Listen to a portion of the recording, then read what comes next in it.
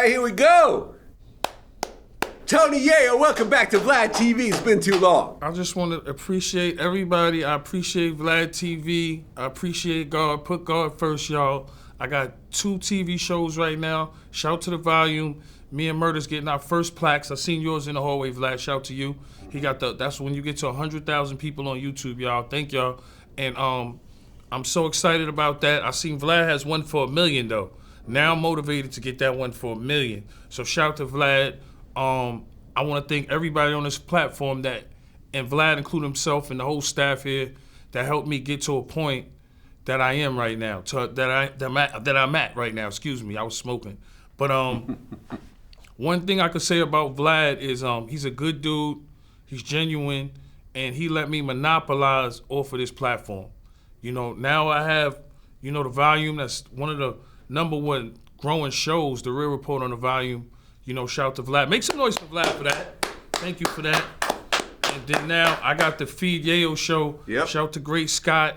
Shout to Donnell Rollins. I got to shout out Mark Echo. He's over there. And shout out to Everboss Mark F. We're doing numbers. Make sure y'all check the Feed Yayo show out on Complex. The merch is coming soon. I've been blessed, man. And I was just thanking you back. I was giving you your flowers while you're here. You've been in the culture for a long time. And this platform is one of the biggest platforms of the culture. So shout to the volume, shout to Complex, and shout to VladTV, y'all. Come on, y'all. Well, we're going to talk about all that that you just mentioned. But first, today is the Keefe D Tupac murder trial. It starts today. It's actually going to be streaming on VladTV. Damn. Yeah. That's crazy. We're going to be streaming the trial as well as putting up highlights and so forth. So #1. Keefe D actually turned down a 10 to 25 year plea deal to go to court. Now, right. He is 61 years old, I think. So that potentially is a life sentence. If you were in his position, would you take the plea deal or would you go to court facing life? And this is the feds? No, this is Nevada. It's a state case. Does he have a top-notch lawyer? No, I think he's a public defender at this point. Oh, I'm taking, with a public defender, yeah, I'm taking a plea deal. Because the public defender is going to jam you up no matter what. If you don't have a Brian Steele, a Scott Lehman, a Drew Finley, a Don Florio, you're not beating that case, bro.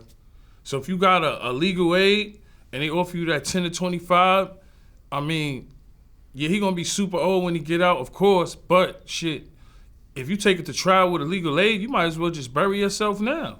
Yeah, he's 63 years old. Yeah, Keefe, if he going to trial with a legal aid, Keefe D might as well just bury himself now. They're going to bury you under the jail. There's no way that legal aid is going to help you beat that in trial. And ain't this the guy that was talking about he got the bullets, he's selling the bullets to kill Tupac or something online or something? No, I haven't heard that. Look that up, bro. No. I could have sworn he said, I'm selling the bullets. No, I don't. He definitely was making shit hot, though. You know that. He was online and was telling a lot of stories online. Leading up to the trial, and by the way, Las Vegas PD reached out to me multiple times to try to get my raw footage. Oh, shit. And I purposely just didn't, ignored them. Good afternoon, Mr. Vlad. This is Alfred, investigator from District Attorney's Office. I left you numerous messages in regards to, receiving a video for an interview that you've done in the past with Keefe D, and I've not heard from you. Please give me a call back. I'm not going to get involved in this trial. That shit is crazy. That shit is crazy how the police and everybody try to hit you and Adam 22. When people say crazy shit on here, but it's the person that, if you the person that say it, yeah, people going to be on your neck. Them boys going to be on your neck. But well, look, what Keefe D say up here, though? I know he said some hot shit. Well, he talked about the whole situation. So leading up to the interview. So he talked about riding down on Pop. Yes. Well, there you go. There's no statute of limitations on murder. Everybody knows that. So right. If you on a podcast and you talking about a murder, an open case, or somebody else's open case, you're bugging. And then you don't have no lawyer fees or nothing. You dealing with a legal aid, he's finished. Yeah. We talked about doing the interview. The book was already out. It was already on Amazon. Oh, so the book, he was saying all this shit already? Yeah. Oh, he was tripping. Yeah. So I read through the book, and I'm like, I'm talking to his co-writer, and I said, is Keefe going to talk about all the stuff in the book? He's like, yeah. And I'm like, Keefe came in. I'm like, you want to talk about what's in the book? He's like, yeah. I'm like, all right, cool. So we So do you the basically interview. saying you ain't make him hot because he had it in the book already. There's a link to the book in the interview. But why wouldn't his lawyer say to him, why his lawyer that helped him or whoever was helping him write the book, like, yo, you can't. That wasn't a lawyer that was helping him write the book. It was just a writer. Oh, well, the writer, anybody with common sense would know, like, yo, you talking about. Well, okay, so Keefe had a proffer agreement with LAPD, I believe, right? Mm-hmm. And he admitted to everything in exchange for them dropping like a PCP case on him. Because he was about to do life in prison for PCP. They had found a whole bunch of PCP in his garage and everything. You saying dust? Yeah. Oh, shit, crazy. Yeah, angel dust. Oh, okay. Out there in L.A. Out there in LA, yeah, right? For sure. So they caught him with a whole bunch of angel dust and was like, listen, you could either do life in prison for the angel dust or you could tell us about your role in the Tupac murder. So he, admitted to everything, but it was a proffer. Now, Greg Kading, the guy who got him to do it, the LA cop, right, recorded the whole thing secretly. Mm-hmm. And ultimately, the PCP case went away. And years passed, and then Greg Kading put out the audio.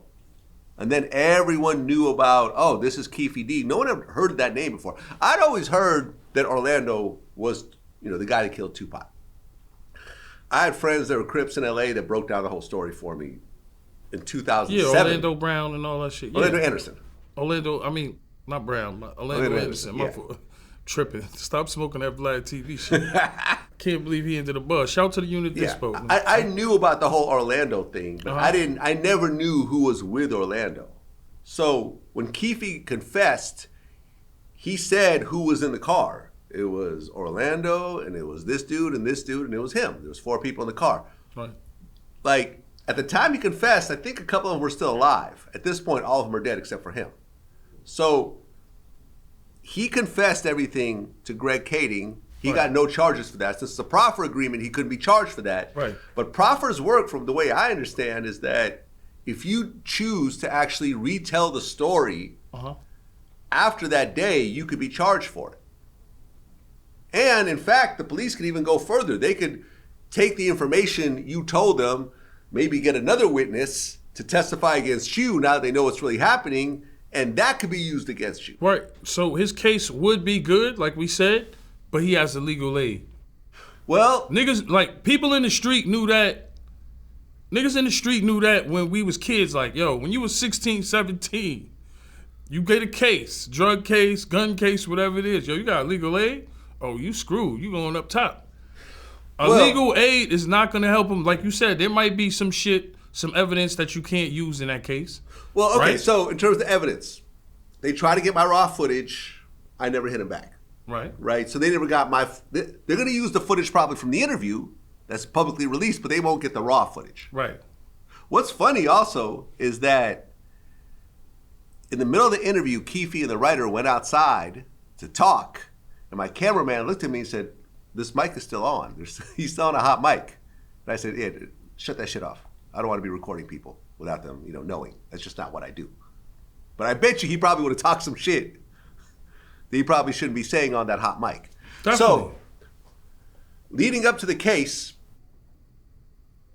he tried to get the book thrown out of the evidence. He tried to say that the book is all fiction. I needed the money. I made all this up. I wasn't even in Las Vegas. I got paid to do the interview, which is true. Right. And this is why I was trying to make money, and that's, the book was about that. The judge actually quoted the VladTV interview. Said, well, in the VladTV interview, you hold up the book and say, this is my story. This is really how it went down. Buy the book. This is the real deal. It's clear that Mr. Davis adopted the statements therein as his own through publication, promotion, and subsequent ratification.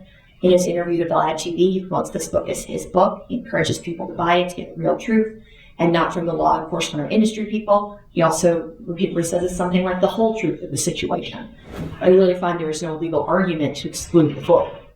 So if you're co-signing the book, he did all that and the book didn't even sell. That's crazy. book sold. It sold good? Well, I don't know. I never saw. Look it up. You the information's guy. I don't think it'll say.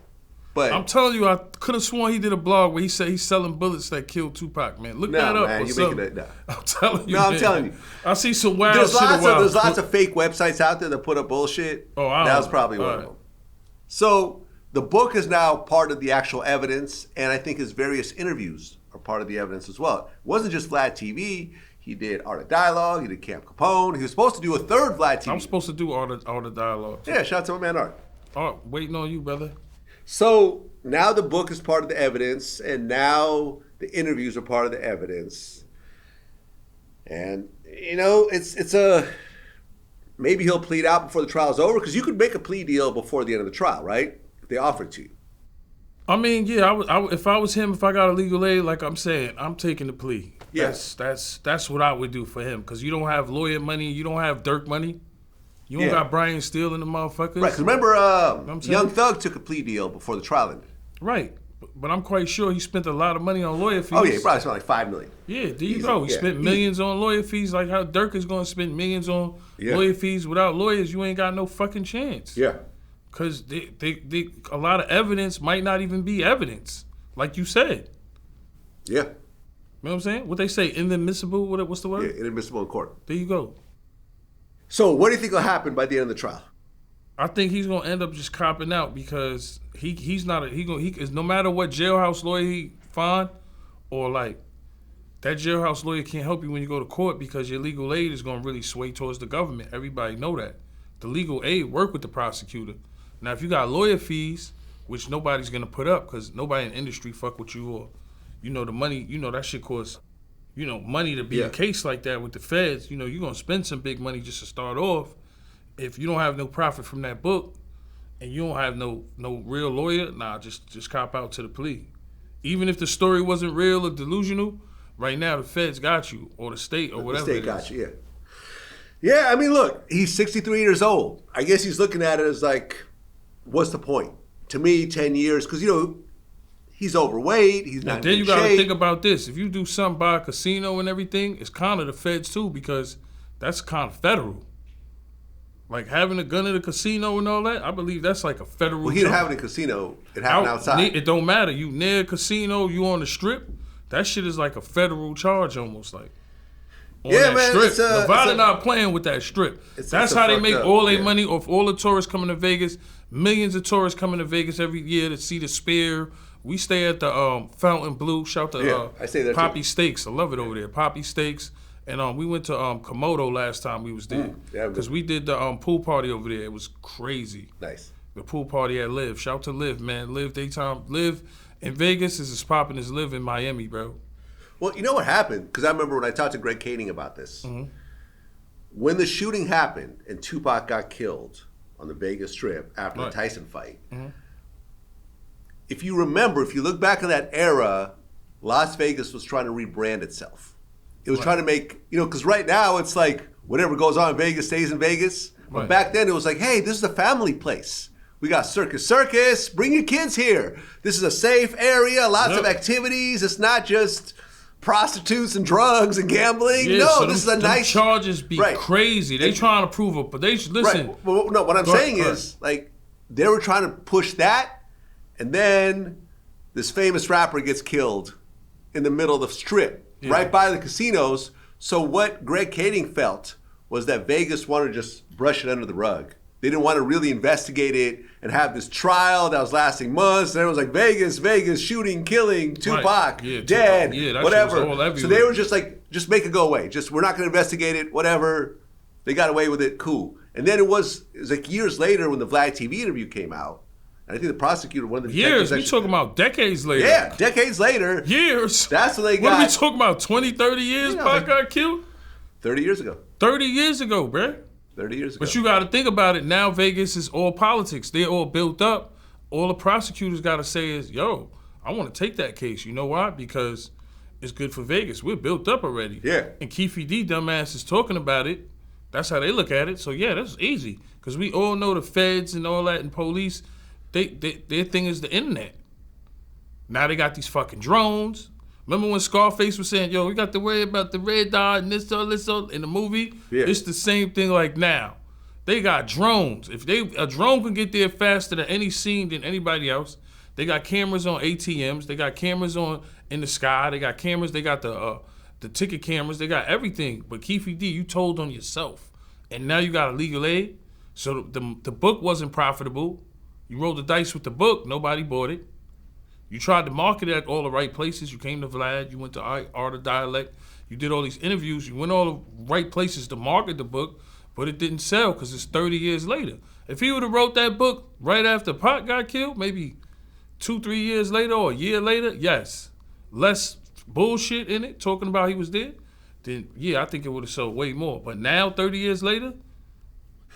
Well, last question before we finish the topic. We're assuming that Keefe will probably be found guilty and go to state prison.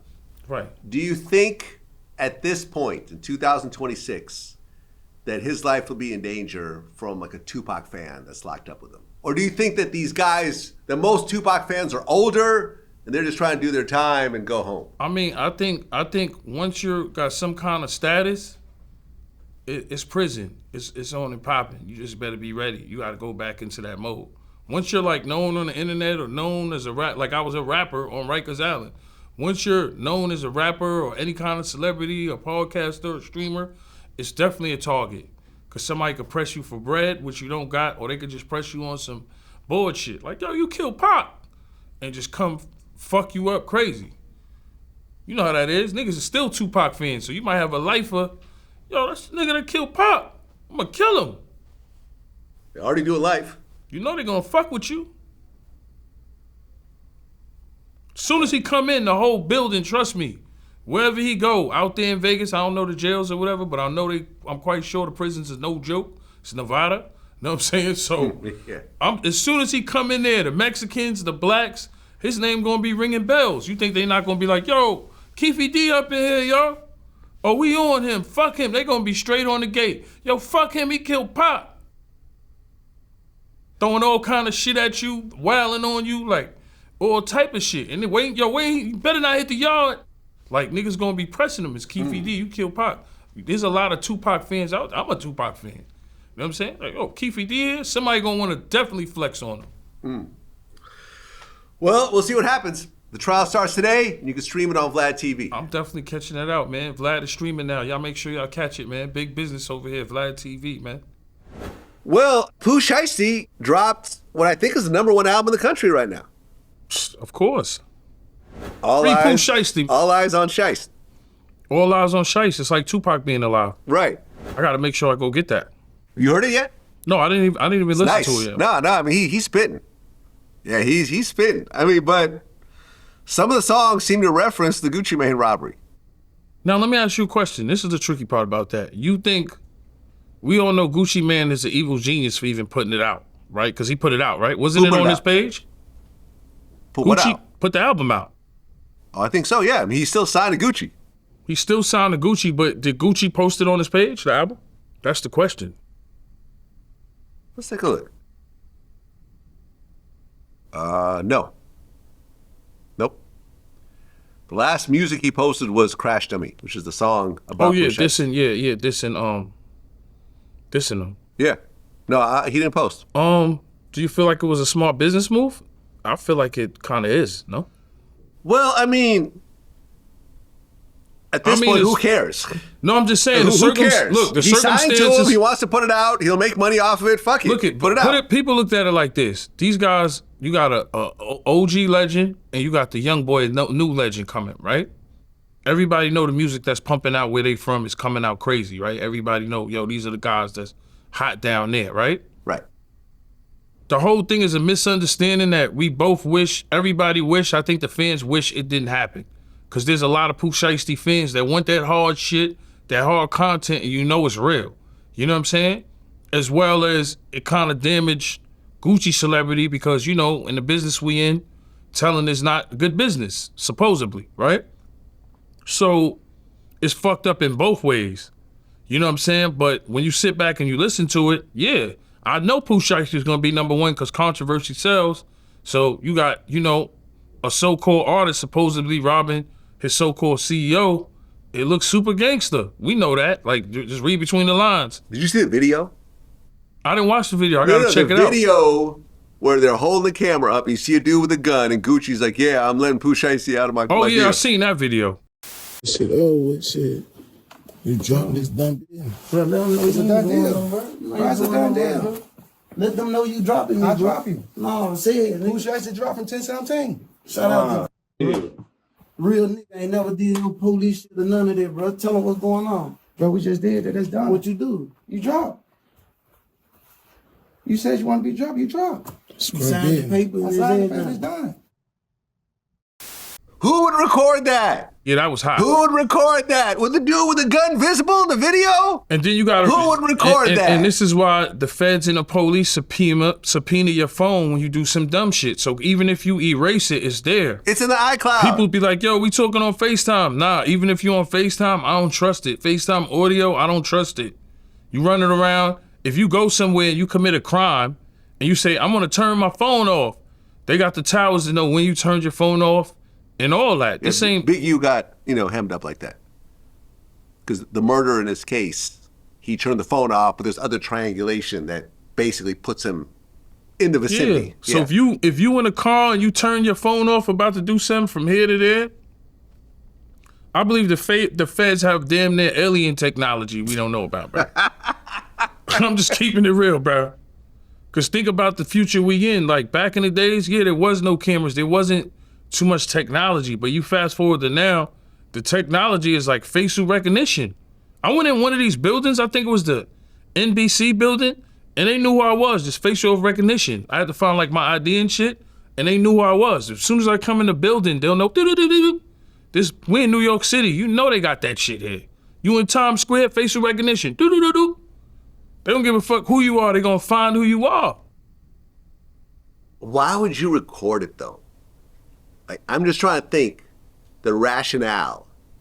You're making him sign with a pistol around, right? So there's a gun in the vicinity. You're making him sign under duress, and then you record it.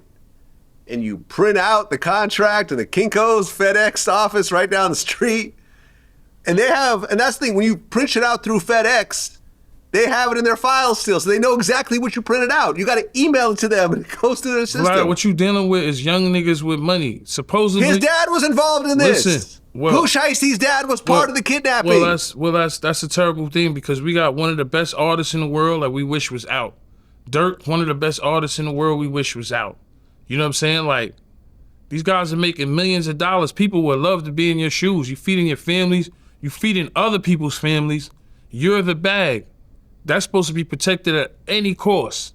Yo, if you thinking about some trouble, supposedly, because I hope they both beef their cases, you know what I mean? If you even thinking about some trouble, right? Somebody's supposed to talk you out of it. Know what I'm saying? With the internet, there's a lot of pressure with these artists now and stuff like that. Let's just keep it real, because everybody's watching and everybody got a fucking opinion. But at the end of the day, these guys are making millions and millions in dollars. Dirk's not supposed to be in jail. Gucci, that wasn't supposed to happen with Gucci and Pooh Shiesty. In business world, they could have helpfully worked that out. And now the album's out and it's #1. Shout, all eyes on Shiesty, right? On Pooh, right? Yeah. So I'm gonna go check that out just cause, you know what I'm saying? It's controversy. People love that shit. And he gonna make money while he in jail and Gucci gonna make money while he in jail. So we could say what we want to say about both parties. At the end of the day, they making money. But they would make more money, I guess, if they worked it out. What's interesting about this case, as more information comes out, is that through the recovered text messages, Pooh Shiesty paid the guys $5,000 a piece to do the robbery. And this is all in paperwork? This is in the paperwork. Damn. One of the dudes in the text message said $5K a piece for a $15 million hit. He was paying these dudes $5,000. It's on text. I just don't get it, man. Here's the thing, right? Pooh Shiesty, if you're listening to this, listen very carefully right now. Do you think you're the first artist to be in a bad music contract? Are you the first person this ever happened to? I could agree with you on that. Seriously, this has been happening for over 100 years. And you know what most people do? They get through that contract. They go on and have a great career. However many more albums, look at Drake. He owed 3 more albums, he dropped them all on the same day. Here you go, we're done. Let me go sign a $1 billion deal with someone else. Seriously. Yeah, no, I mean, yeah, Pooh the business. Shiesty could have just dropped whatever albums he owned whatever Gucci and gone on with his life. When you saying that's in the paperwork, I mean, you know, when you take chances on like robbing a bank or robbing somebody, or you might, you know what I'm saying? That's grand larceny. That's Fed time, right? So you might get an $80,000 lick, right? But what the hell is that? You gonna need lawyer fees. Your family gonna need you to eat. That money ain't nothing. So $5,000, if that's true, then that's fucked up. I would never take a chance like that. For $5,000. But what I'm saying is, that's why in a lot of young crews, when these young niggas are making money, and hopefully, you know, Pooh Shiesty get freed or whatever it is, or him and Gucci work it out or whatever it may be, just being real. And supposedly if he do that time, like you said, it's fucked up. That's a lot of time, man. Kidnapping? Yeah. All the priors, all the felonies, 'cause he just got out. And then you got security talking, you got the footage of homie with the chop. Yeah, it's over. It's not looking good. See, if I was Pooh Shiesty, this is how I would have handled it. Would have gone down to Mexico, found some cartel connections, paid them dues, and then one day, like, Gucci Man's car would just blow up while it's in the parking lot. That's a good idea. You know what I'm saying? The Rolls Royce would just blow up in flames. Yeah. Then afterwards, I'd be like, hey, man, what's up with that contract? Oh, what happened? Oh, man, that's too bad. Okay, do you want to talk about it? No? Okay, no problem. And then when somebody pull a chop out on you and you ain't even thinking, you thinking it's your man, it's kind of fucked up. Because it's like you pulling the chop and I just came here to talk business. You know what I'm saying? But, you know, you could tell, you know, when he shouted out Yo Gotti on the first record, it was kind of like, you kind of knew, like, Yo Gotti's this guy's enemy. Yeah. So when he shouted Yo Gotti out on the record and he did shit with Glorilla, which that Glorilla record disappeared, because Gucci sent that cease and desist. Oh, really? No, I think it's still up. Look it up. No, it's I've been not. listening to that record. Really? That record disappeared, bro. I believe that record disappeared. I could be wrong or right. But you didn't see it up or hear it come out again, the Glorilla and Pooh Shiesty record. Like, come on, Vlad. This ain't back in the days when motherfuckers read SoundScan and just knew SoundScan. Everybody in the world is very intelligent and can read between the lines of what's going on and who got beef and who's on this side and who's on that side. I think you might be right. I can't find the song. There you go. Because Gucci Man sent that cease and desist because he all about the business. Wait. No. It's still up. Oh. It's the song Maine. Yeah, it's still up. Oh, yeah, all right. I thought that Maine was is still down. up. Yeah, because I like the song. So the video was down? No, the video's up too. Oh, all right. 10 million views. Look at it right shit. now. Well, maybe they stopped promoting it. 10 million views is a lot. I'm just saying. Maybe I was wrong. I was wrong. Yeah, you're wrong about that one. And actually, the song. A second. But I'm not wrong about him shouting out Yo Gotti on the first record, no? No, I know about that, yeah. Well, there you go.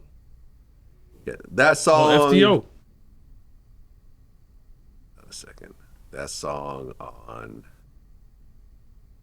Yeah, it's at like 5 million views on Spotify. So yeah, it's getting a lot of views. It's a great song too, by the way. Definitely. Yeah. Well, listen. At the end of the day, that's how I would have handled it. At the end of the day, homie, I would have just terrorized Gucci, and he wouldn't know where it's coming from. But look, and every so often, you get a phone call about renegotiating. Oh, I'm saying it wouldn't be tied to me though. That's how I would do it. Listen, at the end of the day, hopefully they could work it out because the music's still getting put out, and that's from Gucci Man label. So they both making money still together. So hopefully they can work it out. One is in jail and can't really appreciate it. Maybe charges could be dropped. Maybe Gucci. Yeah, that's not gonna happen. He could plead out to something, but there's no way he's walking away from that. There is no way. I mean, there's no way Pooh is walking away from that charge. I mean, just looking at the facts, the evidence, his whole crew was posting up pictures of the fucking Rolexes and watches and all that shit. It's looking bad. It's horrible. It's horrible. You would just pray for a brother like that because you just want to see him out. You know, he got family. Like when Pooh Shiesty came home, and you could tell he got real family down there, like his grandmoms, moms. You know what I mean? You seeing success straight out of jail. Just like when NBA Youngboy got out of jail. Same thing. You seeing them, you know, they got family, they got kids, they got friends, they got people that depend on them. So it's just fucked up when you see young artists like getting in jams and fucking up. Cause it's like, yo, people wish they made the money they made. I wish I made the money that some of these guys made in their career, bro. And I made some good money. Yeah. You know, I'm it's saying. a different level now. Yeah, but now with the levels, these deals these guys are getting, come on, bro. They making millions of dollars. So sometimes you just got to be humble and, you know what I'm saying, try not to crash out. But what you saying is 5,000, that should sound crazy. Mm-hmm. Well, Game and YG had a versus. Now, leading up to the versus, I guess Game asked 50 to send him some G-Unit gear for the battle. Which I guess, word? I didn't even know that. Yeah, I guess he wanted like a G-Unit headband. I just remember Game was like, it was, listen, shout to Game and YG. It was a dope versus. It was definitely blooded out, power root out. And they both had hits. You know? Yeah. And Game got drunk and the shit was funny. He was doing the dance, so it went viral. And it was a moment. You know, in hip hop, there's not a lot of big moments anymore. I feel like sometimes. Mm-hmm. Like, so that's pretty dope. You know, to me, that's pretty dope. Like, that we having big moments, and shout to, you know, to the verses over there, Timbaland and Swiss and them, because it hip hop get boring after a while. So I definitely tuned into that one because they two dope artists. And what we did with Game was crazy. You know what I'm saying? I ain't gonna lie. And when he started doing 50 verses and had LA fucking with him, that was crazy. Well, yeah, because number one, he didn't diss G-Unit the entire time. Nah, that's why I said shout to He Game. didn't do it. He could have absolutely done it. Right. Right? He performed How We Do and Hate It or Love It and rapped 50's verses word for word. Yeah, I watched the whole verses and shout to everybody on the West Coast. You know, they always say the West Coast the best coast. You know how they are out there. Yeah. You know, they stick with their artists. And LA always supported us, man. The Mexicans, blacks, the Crips, the Bloods, the gangs, they always supported us from the beginning. So, you know, when Game came along and he came out with a classic album with 50, it was just crazy. So to see him do them songs, yeah, you would think Game was going to diss us, but I mean, motherfuckers are grown now. That was 20 years ago. Yeah. So you got to remember this, Vlad. This motherfuckers talking about stories about me. A lot of shit is fiction, but they try to get on these platforms and follow the Yayo blueprint. You know what I'm saying? I speak facts. I never speak fiction. What's the craziest fake Tony Yayo story you've heard? The craziest one? That somebody poured milk on my head in jail. Like, I'm just gonna sit there and let somebody pour milk on my head in jail. Okay. That and then somebody that I don't even know saying they did it. That was number one. Number two is, like, if you heard anything fucked up about me being on Rikers, like, and listen, this is 25 years ago. We talking about stories from 30 years ago. If you would have, if I was in general population, no PC, people are just mad and want to take that away from me. But at that point, I wasn't the same Tony Hill I am now. This is the mixtape era, but we was blowing up. This one, Get Rich or Die Trying, just came out, and 50 did the million. I'm in C73, two lower, chilling with my feet kicked up. I'm in there for a good while. Then I went to two upper, feet kicked up. There's one thing about me. I don't claim to be the toughest nigga or the craziest nigga, but I can adapt to the environment real quick, bro. Like, you know what I'm saying? I never got robbed, never got punked. And the same dude that threw a milk and it hit my shoulder, right, on the island, I come back downstairs or whatever, right? He moved out the whole building. I'm like, yo, where this nigga at? You know what I'm saying? He moved out the whole building. This is on my dead father. I don't gotta lie, but people just want to chase clout and say my name because this is the world we live in, bro. You know what I'm saying? This is the world we live in. I know I pop a lot of shit too, but this is the world we live in. Why are we talking about stories from 20 years ago? Let's talk about the Feed Yayo show on Complex. Eating smoked duck and caviar and all that shit. You know what I'm saying? And escargot in Dubai. Let's talk about the Feed Yayo show. We're gonna talk about that. We'll get to it. We'll get to it. But Game actually shouted out 50 Cent. Shout to Game, man. And it was a fun versus to watch. Both of them were drunk. Yes. Right? And the final scorecard, Game lost 19-3. That's what they say. Oh, that was the score? Yeah, song for song. But then again, if you watch, me and Wack were talking about this, it didn't seem like Game was there to really compete. He didn't start off with his biggest songs and stuff like that. I felt like everything was pretty much like, I didn't feel like it was a competition. Yeah, I it was felt just fun, like two friends I just together, felt like they was just having a whole bunch of fun. Yeah. Motherfuckers was getting drunk, and it was on some the West Coast, the best coast shit. You know what I mean? Yeah. Like I feel like it was a Piru blood party in the West. They was on their West Coast, the best coast shit, and it was cool because they both had hits to me. You know, it's just a gap in generations of, YG is younger than Game. Yeah. You know what I'm saying? So there was a lot of songs that I never heard from YG, but I did hear. You know what I'm saying? And Game, I know his classics, you know what I'm saying? Because he was down with us. G-Unit was one of the most best things that ever happened in the rap game to me. Mm-hmm. And definitely was excited to see that. So, with that gap there, but we got to start finding niggas like, you know what I'm saying? What do you feel like? Like, cause it was just a different gap there, and like, maybe if Game would have went at somebody probably like, I don't know, like in that era right there. But it was still fire though. Well, he's kind of the only one in that era because really the era before was Snoop.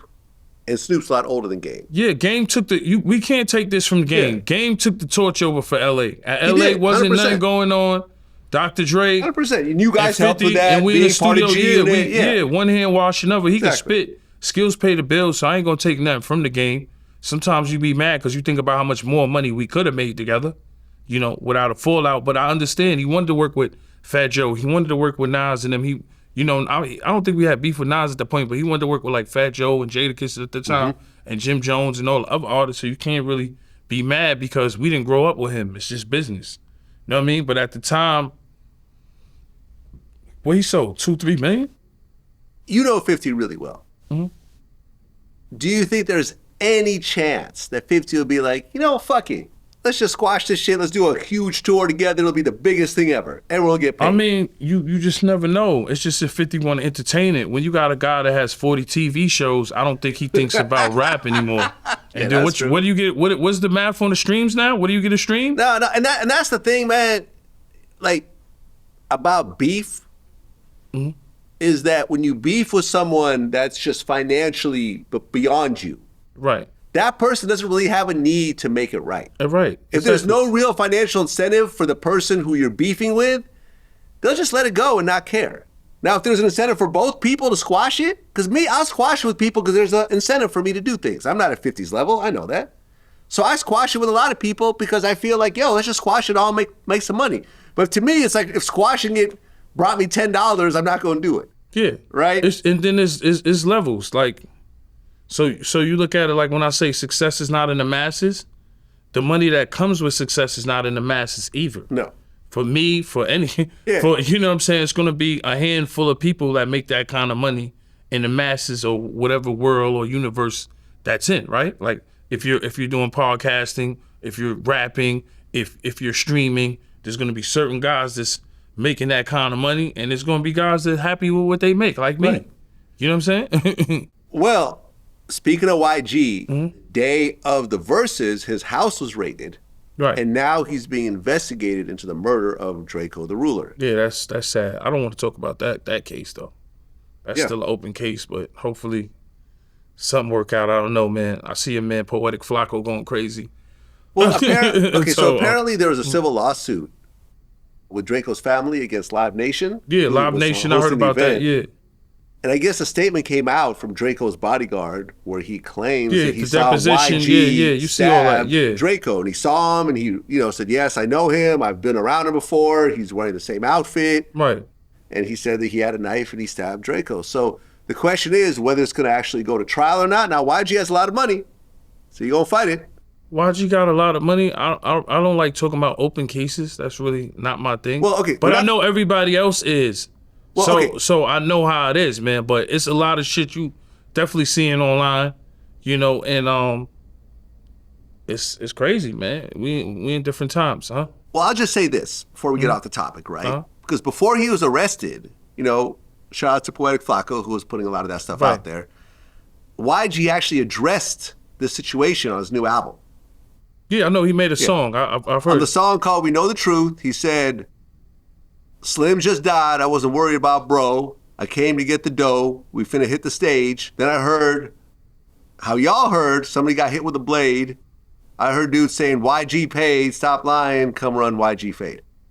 So he's saying, I don't know nothing about the stabbing. No, definitely. He's definitely talking about Draco. Listen, YG, shout out to YG, got an album out, and rest in peace to Draco. It's a crazy event. We don't know what happened, but there's a lot of shit that you definitely seeing online.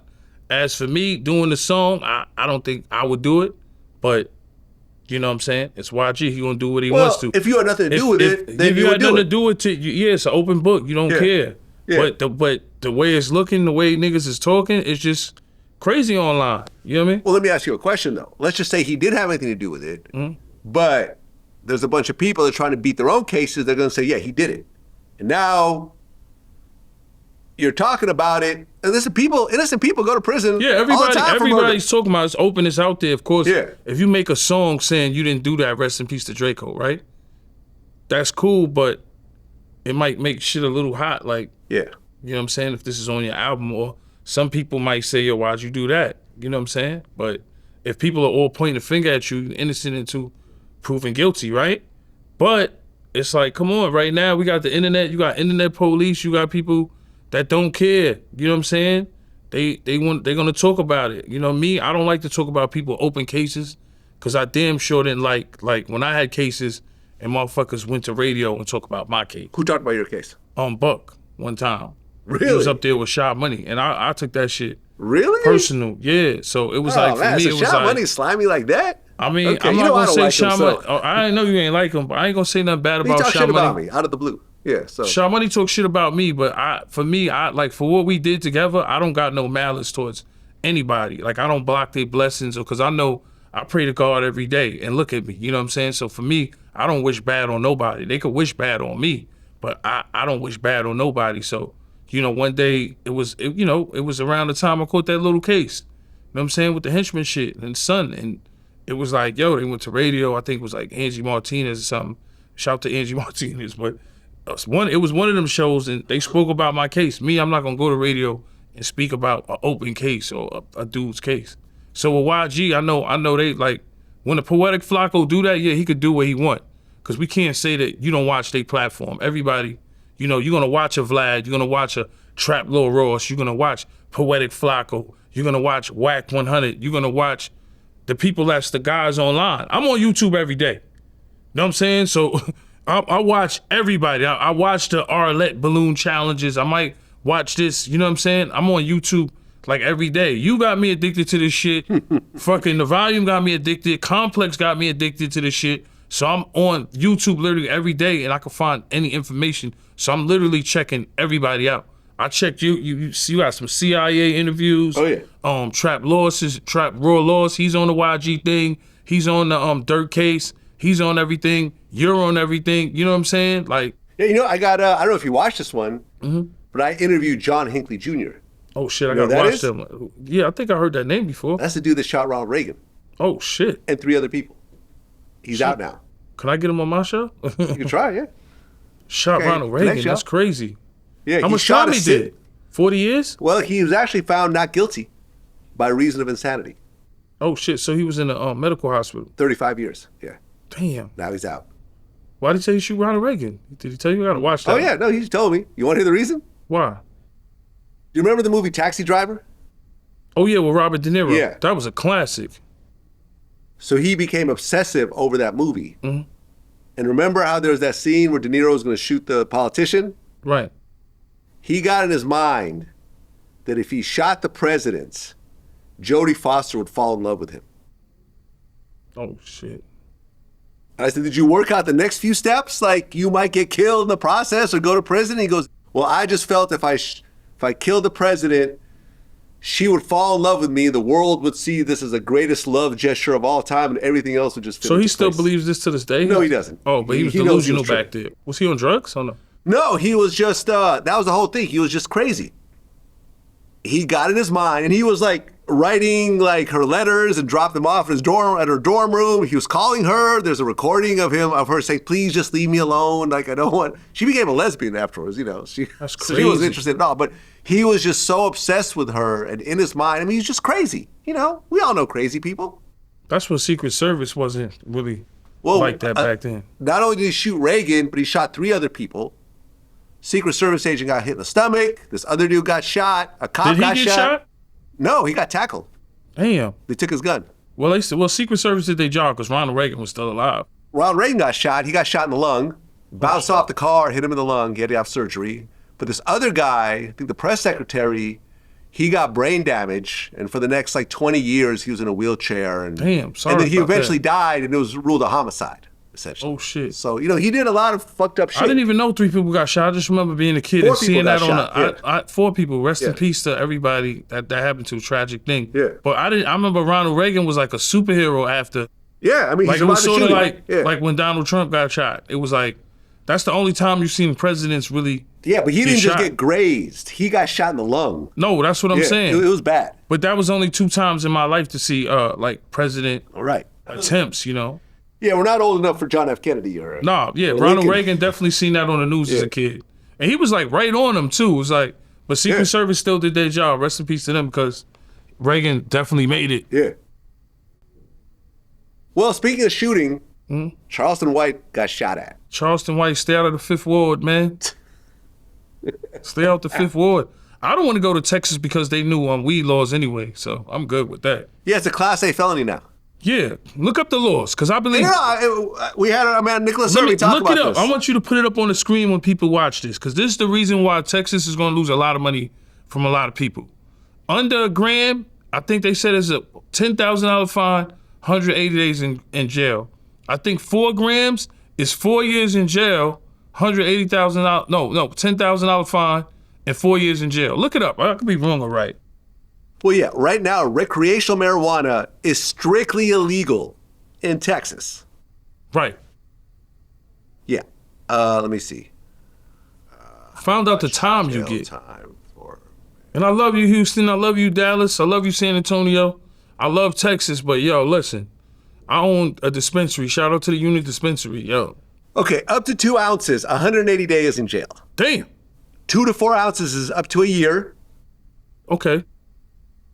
Up to 5 pounds is 2 to 10 years. 2 to 10 years to 5 pounds. Oh, so I was wrong. What about under a gram? I may exaggerate. Well, how many ounces in a gram? No, just they said under a gram, like a little joint, you do a little time. Well, up to 2 ounces is up to 180 days. So half a year, 6 months for a joint. For a joint. Yeah. Hey, man, shout out to Texas. I don't know why they're doing that. I think they're going to lose a lot of money. Yeah. I love Texas. I love partying in Dallas and Houston, and you've been partying down San Antonio, Austin.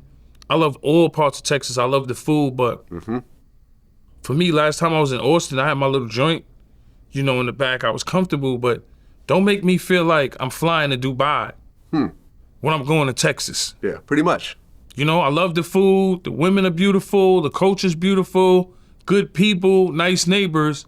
Don't make me feel like I'm going to Dubai instead of Texas, bro. And that's how I feel about that, man. That's crazy, bro. A year in jail for a joint? Well, speaking of Charleston, though, he went to the 5th Ward.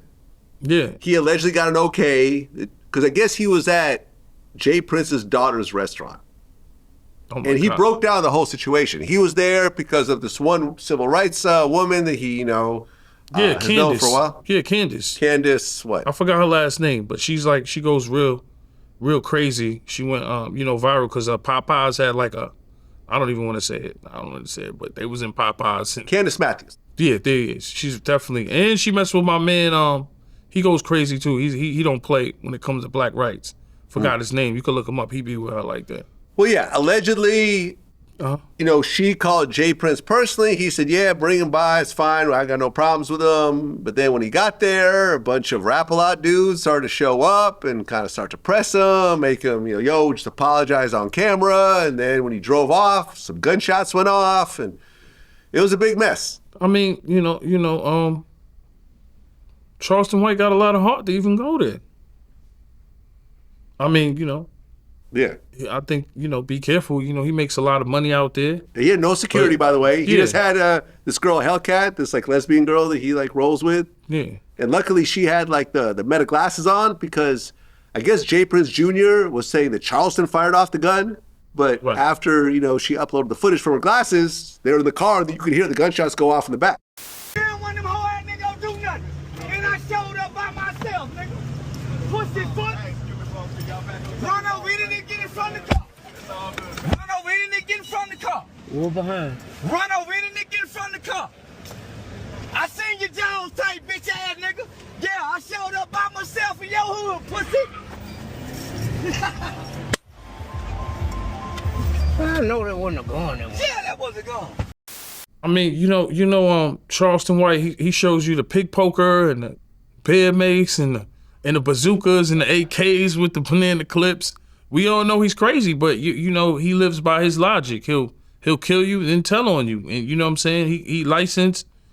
He in the Fifth Ward. I would say a nigga like that, just leave him alone. We know Charleston White don't play. He'll tell on you. And as far as Rap-A-Lot, we know that that's their hood. So even if they didn't say nothing, even if Jay Prince and them had nothing to do with it, people in the neighborhood, when you disrespect them, they gonna be feeling like, yo, get the fuck up out of here. And you know Charleston White, you heard him talking shit at the end. I'm in y'all fucking hood. Come on, bro. Yeah, he came out with the George Jefferson, Yeah, George he don't Jefferson give a fuck. hands, and he don't give a fuck. Me, I'm like I said, I'm trying to be in Morocco eating smoked duck. I don't for me, I'm like, we all come from the streets, but everybody from the streets' goal is to leave it. You know what I'm saying? Sometimes he advocate, no gun violence and stuff like this and the gang stuff, but at the same time, he get into a lot of shit. So it's a tricky situation. Me, I'm trying to give back. You know what I'm saying? When I get in my position, you know what I'm saying? And you gonna help me too, Vlad. We gonna give back to the community. We ain't even got to call it a nonprofit. We just gonna give back to the community the more success we see. But as for being in the hood playing around, nah, Yayo don't do that. Charleston White do that, he's licensed. He got them big old guns he be showing, the fucking rocket launchers and the fucking beer spray and the fucking pig pokers. And, he gonna do it. He gonna go off. So he wasn't scared. A lot of motherfuckers would think about their life, and it's not, I wouldn't say, if you didn't go, put it like this, you're not stupid. Sometimes you just, if he didn't go there, he wouldn't be scared or pussy. It's just him thinking. But him going there, I guess, he don't give a fuck. Well, yeah, that'd be like when G-Unit and Game were going at it, you showing up to Compton by yourself. Yeah, I'm not. You go to Bloodsoe's barbecue, shout out to my man, Bloodsoe, who, has the best barbecue in LA, but he used to have a Compton location. That's where they started. Right. That's why I mentioned it. You go to Bloodsoe's barbecue and everyone's cameras around and you're hanging out with everyone and so forth. I've been in the streets for a long time, so I know the streets, there's really no love in the streets, bro. When you in certain neighborhoods or when you moving around, and if you beefing with these people or you talking bad about these people, there's people that love them in the Fifth Ward. And that's where they from. So the potentials on what could happen. Yeah. Luckily, nobody got hurt. Right. And listen, Jay Prince could have had absolutely nothing to do with it. It could have just been people who fuck with Jay Prince, because Jay Prince did put a lot of money in people's pockets. He employed a lot of people. Listen, the Ghetto Boys were my introduction to Southern hip hop. Right. I bought the Ghetto Boys' first album. Shout out to the Ghetto Boys. Rest in peace, Bushwick Bill, man. Man, Willie D's a great friend of mine. I fuck with Willie D. Yeah. I talk to Willie D pretty much every week. Right? Yo, that was pretty much everybody from New York introduction from Rap-A-Lot Records. Because when Mind Playing Tricks on Me, that shit was playing crazy in New York City. Rick Rubin put their album out. They were signed to Def American. When Rick Rubin broke up with Russell Simmons and he left Def Jam, he started American. Ghetto Boys was one of the groups that he signed, and he put them out. Oh shit! He put a lot of muscle behind that group. I never even knew that. Oh yeah. So they wasn't under Jay Prince Rap-A-Lot Records. No, they were, but Jay Prince was Rap-A-Lot was the independent label, and then they needed the big distributor, so they went to Rick Rubin. Oh shit! I didn't even know that. Yeah, same thing like Sir Mix-a-Lot. He was signed to Rick Rubin too. He had his own label. Oh shit! What? Yeah, Rick Rubin shot a lot of shit, man. Fucking hip hop, man. I know, man. I never even knew Rick Rubin signed Jay Prince and Ghetto Boys and Rap-A-Lot and Sir Mix-a-Lot. Look it up. Wow. Look Damn. it up. No, I mean, now I know, bro. Yeah, look it. I thought I knew my hip hop history. I didn't after that one. Yeah, man, listen. I thought Rap-A-Lot was strictly independent. I didn't know. I think they went independent afterwards. But they was independent, but they got distribution. They were originally independent, and then they got the distribution, and I think they went independent afterwards. And, this is when Rick Rubin and... Yeah. Yeah, remember, because Rick Rubin and Russell broke up, he started Def American, which later on became American. Right. American Records. So, I think the Black Crows were signed there. It was a bunch of big groups. Oh, shit. Hell yeah. Because he was always rock and hip-hop. Right, yeah. So, he did Red Hot Chili Peppers, big album, and, I mean, come on, forget about it. He does whatever he feels like. But, but he's a musical genius, so he saw the genius of the Ghetto Boys. He saw the genius of Mix-a-Lot. He was I remember when I interviewed Sir Mix-a-Lot, when we talked about how Baby Got Back got put together. Right. Baby Got Back. Mix-a-Lot put it together, and he was like, I don't think this is going to do anything. And Rick Rubin was like, oh, this is the one. And he mixed it and made some the sound effects a lot louder and whatever. And then look, that became, Sir Mix-a-Lot made over $100 million. Oh, come on. That Yo, song. I love Sir Mix-a-Lot. $100 million. He said, my lifestyle hasn't changed since that song came out in 1991. Sir Mix-a-Lot is still doing weddings, tours, and remember he was like, you when you look at him, he had them full-length furs. Was he had the Lamborghinis, the Ferraris, his car collection, and he's got an unbelievably massive estate in Seattle. And look, it's constantly being licensed in movies and commercials and people sampling. Yeah, and here's the thing: he wrote, produced, and performed that song all by himself. Damn, I never knew that. Shout out to Sir Mix-a-Lot. All his money. All his money. Damn, and he came from Rick Rubin too? I didn't even know that. Well, he did. Like I said, Rick Rubin picked him up a little bit later. This was like... Yeah, but what I'm saying is, distribution. I never knew that, man. Shout out to Sir Mix-a-Lot, man. Baby Got Back. Well, let's talk about the new show. Feed Yayo. It's on your t-shirt right now. Feed Yayo show, man. Make some noise for the Feed Yayo show. Come on, everybody. Now, I just want to put it out there. Before there was Feed Yayo, we actually did a similar show on VladTV. Yes. With Uncle Murder and Sir Lance Woods. And I was on camera as well. Sir Lance and Uncle Murder. And we tried it out. It didn't really do huge numbers. Mm-hmm. And when I saw that now you're doing the same kind of show, a little bit different, but the same type of show with Complex, first thing I thought was, that's what's up. I'm happy for him. And this is a Hood Food Network special. We got the boss man VladTV on VladTV. Yeah. We got Uncle Murder, you know what I mean? We got the new podcast coming out on Volume. The real and we got Sir Lance that made the food shit go viral. Yeah, now, man.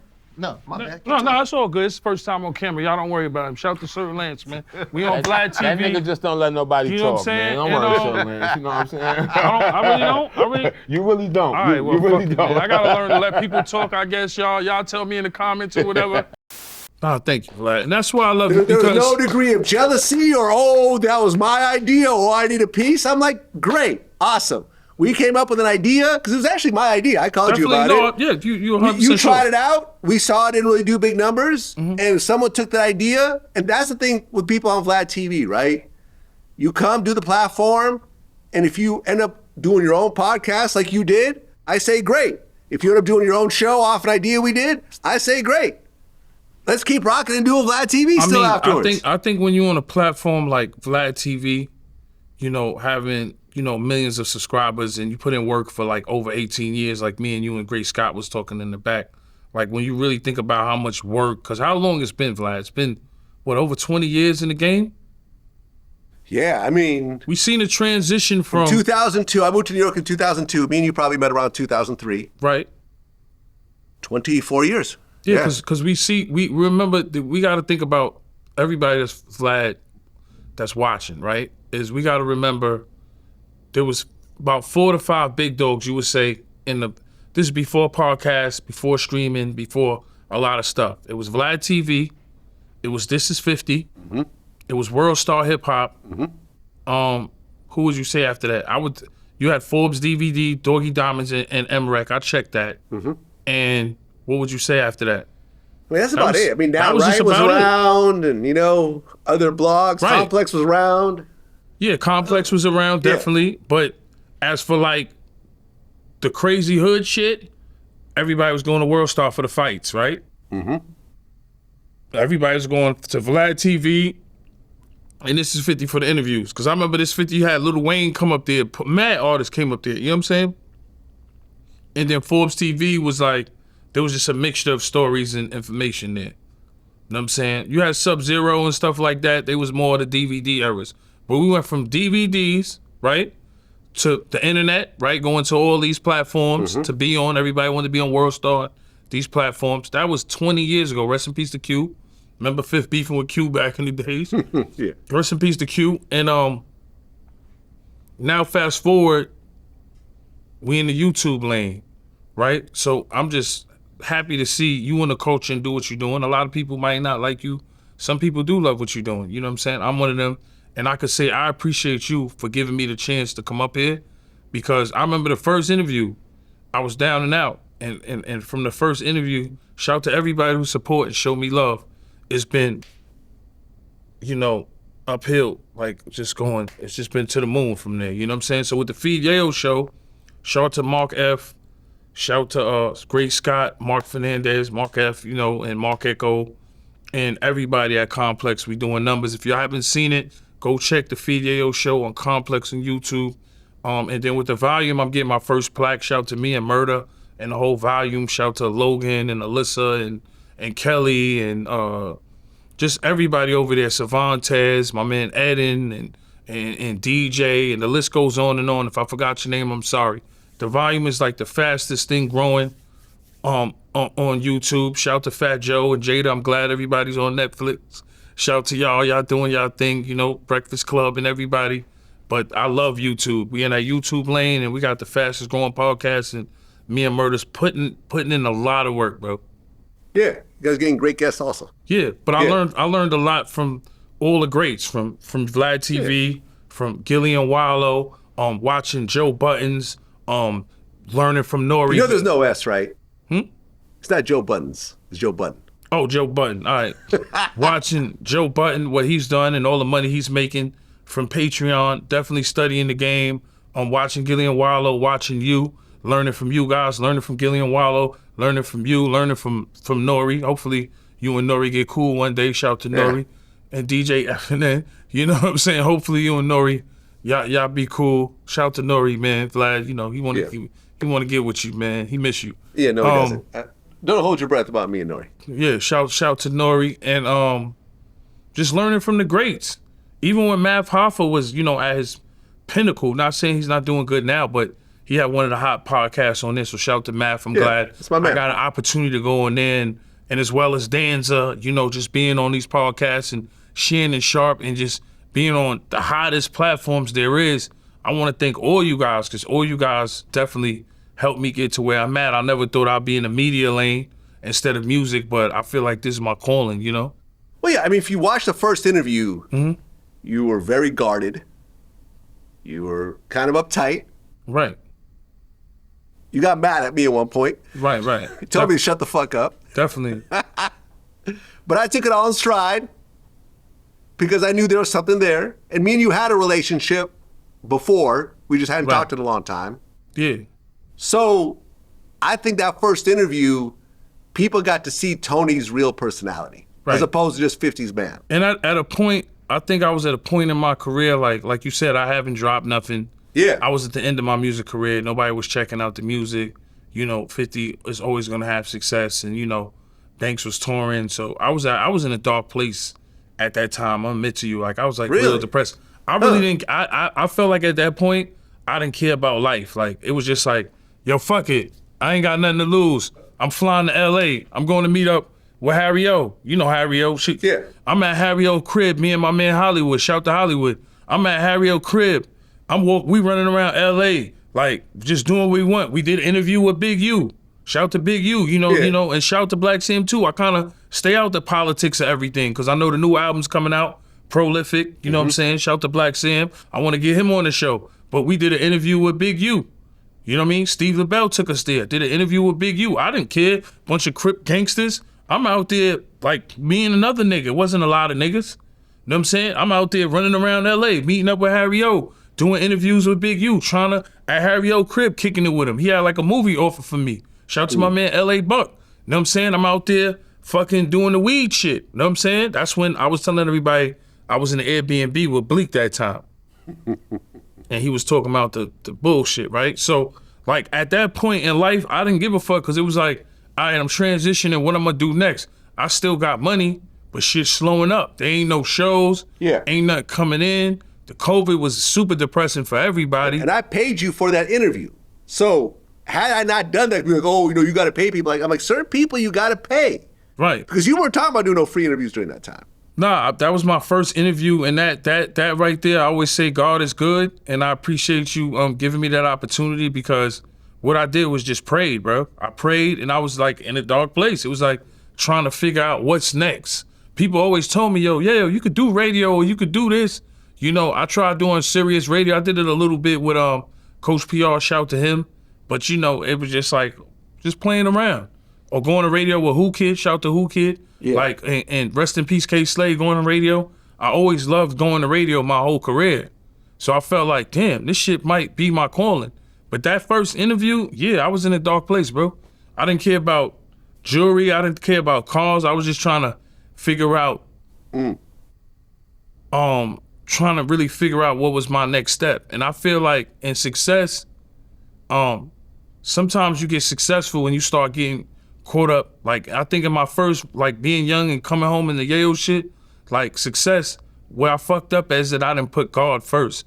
I feel like in my mind, I was more thinking about all the worst shit, like smoking and drinking and on tour and women and cars and jewelry and all that shit. And I ain't put God first. And that's one thing in success I will never do again. If I'm losing or I'm winning, I'm always put God first, but never put God to the back burner, because I prayed and I was just in the house praying like, yo, what the fuck I'm gonna do next? And then VladTV, Shannon Sharp, Math Hoffa, Breakfast Club by myself, Danza, Drink Champs twice. Did the first Drink Champs, and then I did Drink Champs when they were at their fucking pinnacle, which they are now. Shout out to Nori FN. Y'all gotta work that out. Math Hoffa, just doing everything. And then it went to a whole different zone when I went to Kill Tony. When I went to Kill Tony, it was like, all right, now he's with the white, crazy comedians over there. Shout out to Kill Tony and Shane Gillis. Know what I'm saying? Then I'm in rooms, and my man Mike, he's in Range. Shout out to Range, their big management company. And shout out to my boy Mike over there. Mike has put me in rooms with Kill Tony now. Mike has put me in rooms with Shane Gillis. Matter of fact, check me out on Netflix. I'm gonna be on Tires. Okay. You know that show. You're on that show? Yeah, I'm on Tires, congrats. Man. Shout out to Shane Gillis. Make sure y'all check that out. I think it come out probably next week. I missed the premiere. I was supposed to go to Charleston to go to the premiere, but I missed that. Shout out to my boy Shane Gillis and my man Mike and Kill Tony and Kill Tony Band and everybody over there at the mothership. Joe Rogan, we gotta get up one day too. I would love to be on Joe Rogan's show. He'd be on my show. Well, Feed Yayo, your new show. Yes. I watched the first episode. Mm-hmm. So it's you, Donnell Rawlings, and what's the other dude? Marco Lombardi. Right, he does the food thing in New York. What Marco, what he does is he's one of the guys that, we could start doing that up here too, is like, he's one of the guys that makes probably quit his job. He was doing construction, he was part of the union. And he started doing stuff online, like Instagram. Yeah, me and him actually talked about doing some shit together. He wanted to get on the show. He's been asking me all the time. Yeah, he goes around trying different food in New York and giving his 2 cents on it. No, it's entertaining. And he gives his 2 cents, and it's very entertaining, but he's making anywhere to $15,000 to $20,000 a month. Nice. Doing that, and then he's getting sponsorships from like Pepsi and stuff like that. Nice. So with the Feed Yayo show, shout out to Mark F, because me and Mark F and Grace Scott, we sat down in the office. And we just started vibing on the show, what we can do, and it was just something we just was talking about for a couple of minutes, and then everybody just came with all these ideas. That's the thing about Complex. What's great about them is everybody's there to work. Everybody's there to help you. They got Complex Sneaker. They got Complex Con. They got so much stuff going on. They got the Legends Interview Legends thing going on, and now they just signed Eddie Wong. And Family Style was bought for millions of dollars from Complex. Shout out to Family Style. And now we're doing this food thing that's universal. And of course with Complex, Darnell Rollins, and a team management like Great Scott and these guys, we slam dunked it. That was supposed to be a pilot, the first episode. Right, so I watched it. So basically the three of you are judges. Right. And chefs are creating... It's just me and Donnell Rollins. Marco is just that's an alternate. Okay, got it. Okay, so it's you and Donnell are the judges. Yes. And these chefs create these creations. Yes. Like, one guy had like a chopped cheese version. Yeah, chopped wagyu, chopped cheese, which was great. Someone else had like this hot dog with like plantains on it. The miso meat, pause. Right? And you guys try it and you either say it's good or it's trash. Yes. Pretty much, right?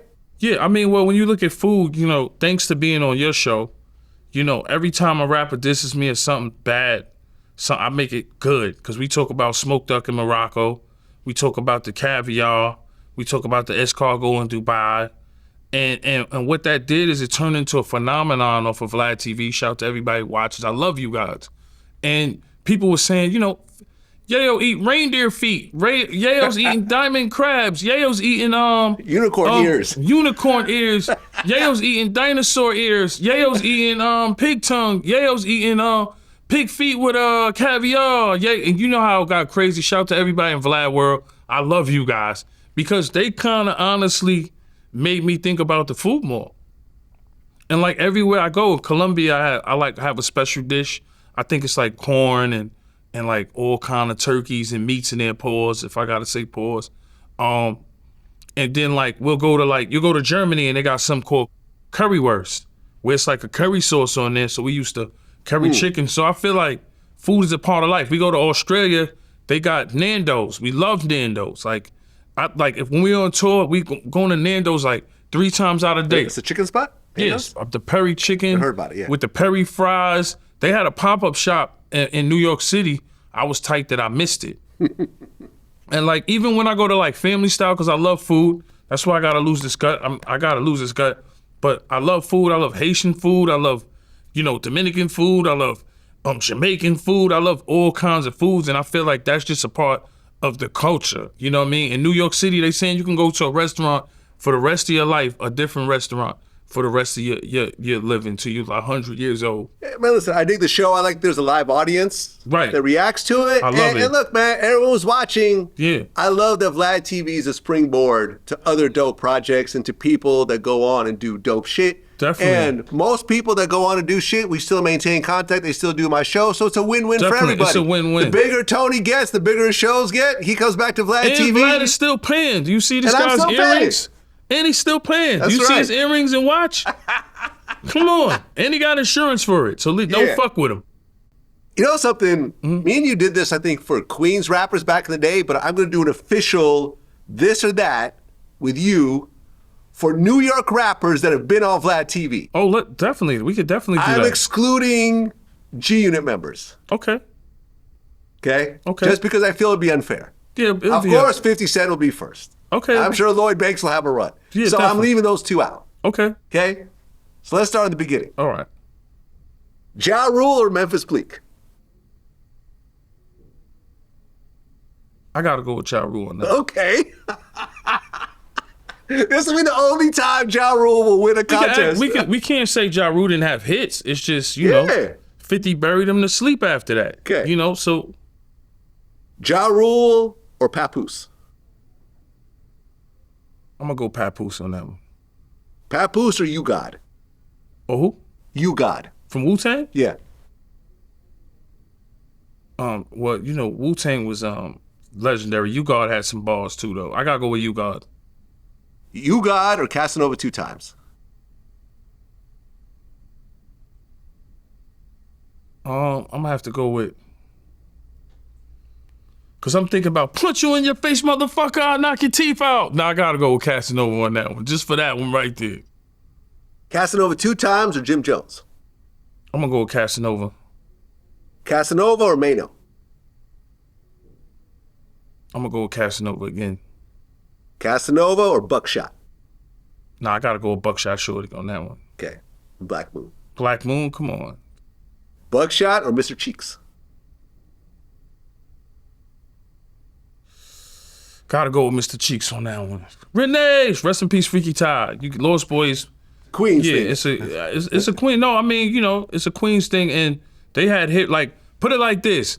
Black Moon definitely, like, just starting to get out weed, smoking weed in high school, like killing every nigga in sight. Black Moon, Powerful Impact, all that shit was like classic. Niggas is smoking to that. When you listen to Cheeks and them, Cheeks and Freaky Ty, rest in peace, Freaky Ty, Spig Nice, Pretty Lou. Like, Lost Boys was a phenomenon. You know, like, before when we was in the street and we was doing what we was doing, like, Lost Boys used to be out there and I seen what success was in front of me. Like, his brother J Ball and rest in peace to IG and his brother Rob Meek and, like, come on, like, Troy, like all of them, I knew his whole family. So, like, J Ball and them, like, Freaky Time when the Purple Tape came out, I used to love being around the Lost Boys because I hustled, so it was a decoy for me. So if police come, I didn't have to run because there's so many motherfuckers they had to chase. And then Lost Boys, they used to get crazy. They used to drink this shit, Devil Spring. That shit was like 100 proof back in the days. Like, in the daytime, most I do is smoke. I'm not a big drinker. And unless I'm drinking the Branson and LaShem. Shout out to 50, man. Yo, and get them G-Unit sneakers too. Doing mad promotion. Yo, but so you hear glasses breaking, like you wake up 11 o'clock, you come to the block. So Lost Boys always made it hot. Shout to J Ball and all them and Nervous and all them and Silky and all of them used to be on the block. It used to be 100 Lost Boys. So if I'm working, I'm selling, you know, doing what I'm doing, I was never hot, you heard? So I was around them, but I'm gonna put Cheeks in them and Freaky Todd, Mr. Cheeks or Joey Badass? I gotta go with Joey Badass on that one. Okay. Joey Badass or Young M.A.? Damn.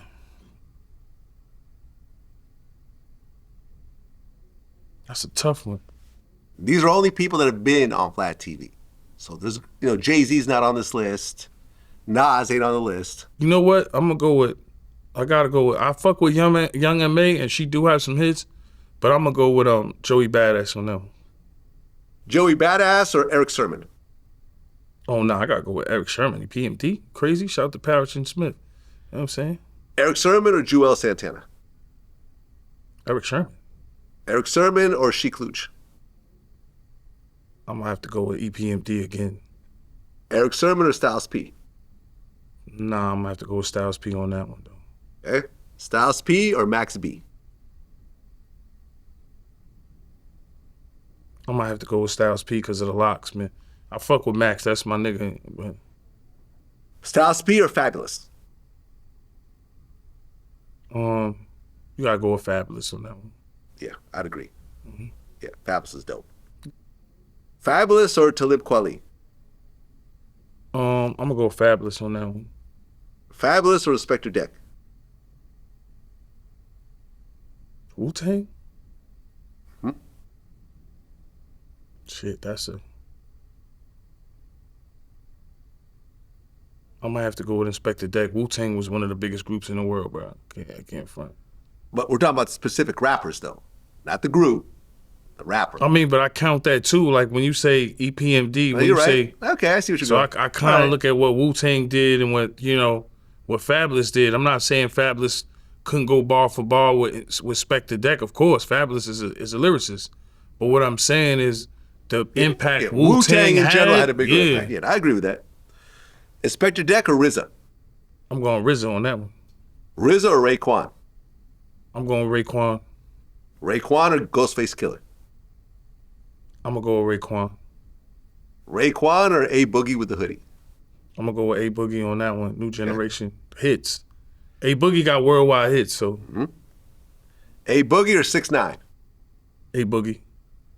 A Boogie or Fat Joe?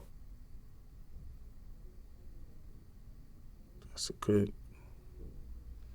Damn, I think I might have to go with, damn, Fat Joe has a lot of, when Jealous One's Envy, I'm thinking about the albums and all the shit he did. Yeah, I gotta go with Fat Joe on that one. Old school generation, I remember that. Fat Joe or Havoc?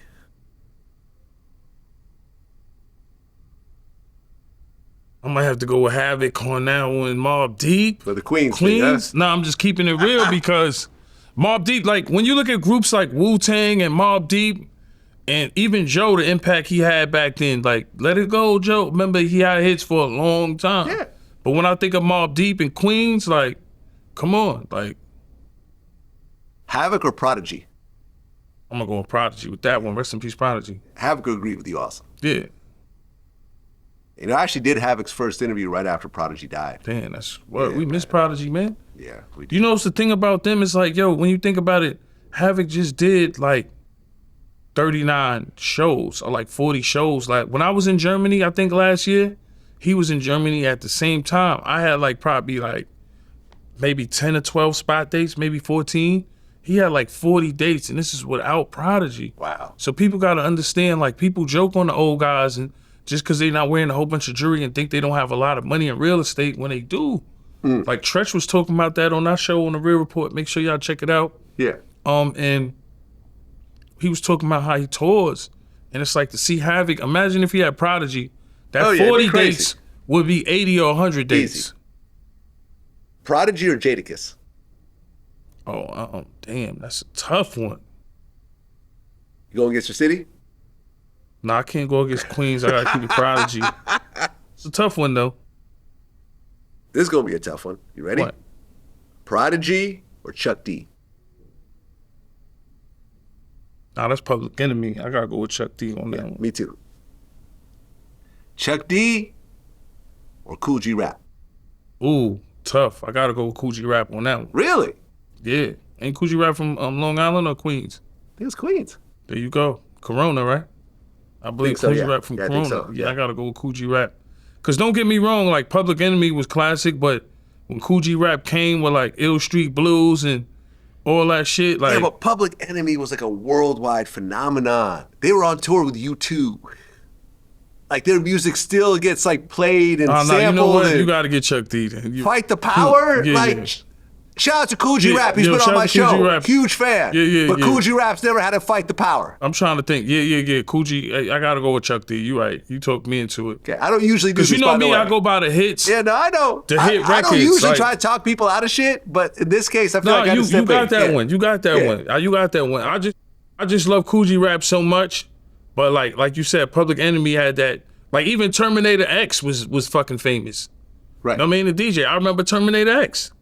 Like how the fuck you remember the DJ? Like it was Terminator X, Jam Master Jay, Jazzy Jeff. There was a list of DJs that we knew was famous. Spinderella.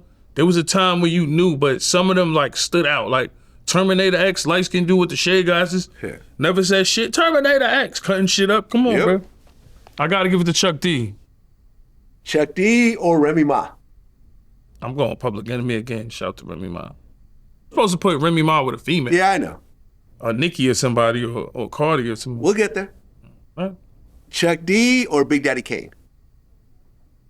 I gotta go with Big Daddy Kane on that. Really? Yeah. Cause Big Daddy Kane, he had the same effect by himself, not in a group, but he was a big artist. He had, he's fucking with Madonna back in the days. All the ladies loved him. I think him and Slick Rick and them really brung the jewelry game to really make motherfuckers pay attention. Like, yeah, motherfuckers had Dookie Links, but they was changing the game with the Nefertiti pieces and Slick Rick coming with some crazy shit on. Right. Like and then Rakim had some shit on. He had to get, the Mercedes-Benz shit. Like, as a kid, we only seen the drug dealers with that shit. So when we started seeing the rappers, come on, we got it from the drug dealers. You know what I'm saying? So Big Daddy Kane or Busta Rhymes? I gotta go Big Daddy Kane again. Really? You'd put him over Busta Rhymes? No. You know what? I gotta go Busta Rhymes. You right? Busta Rhymes got. You right. I just when it's just hard to compare like dudes that came before other dudes, so it just gets confusing. But you gotta go Busta Rhymes. You got to. Busta Rhymes or Cardi B? I'm going Cardi B. Because when you look at Cardi B's impact in the game, like she got the record Aha, she always comes out with a hit. The album did good, you know what I'm saying? She just, she's one of the top chicks in the game. You know what I'm saying? Cardi B or Nicki Minaj?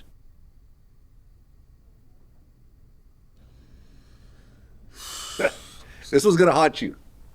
You might get some angry text messages over this one. I love Cardi, but I gotta go Nicki. Okay. Yeah. There's definitely an argument for Nicki. Yeah.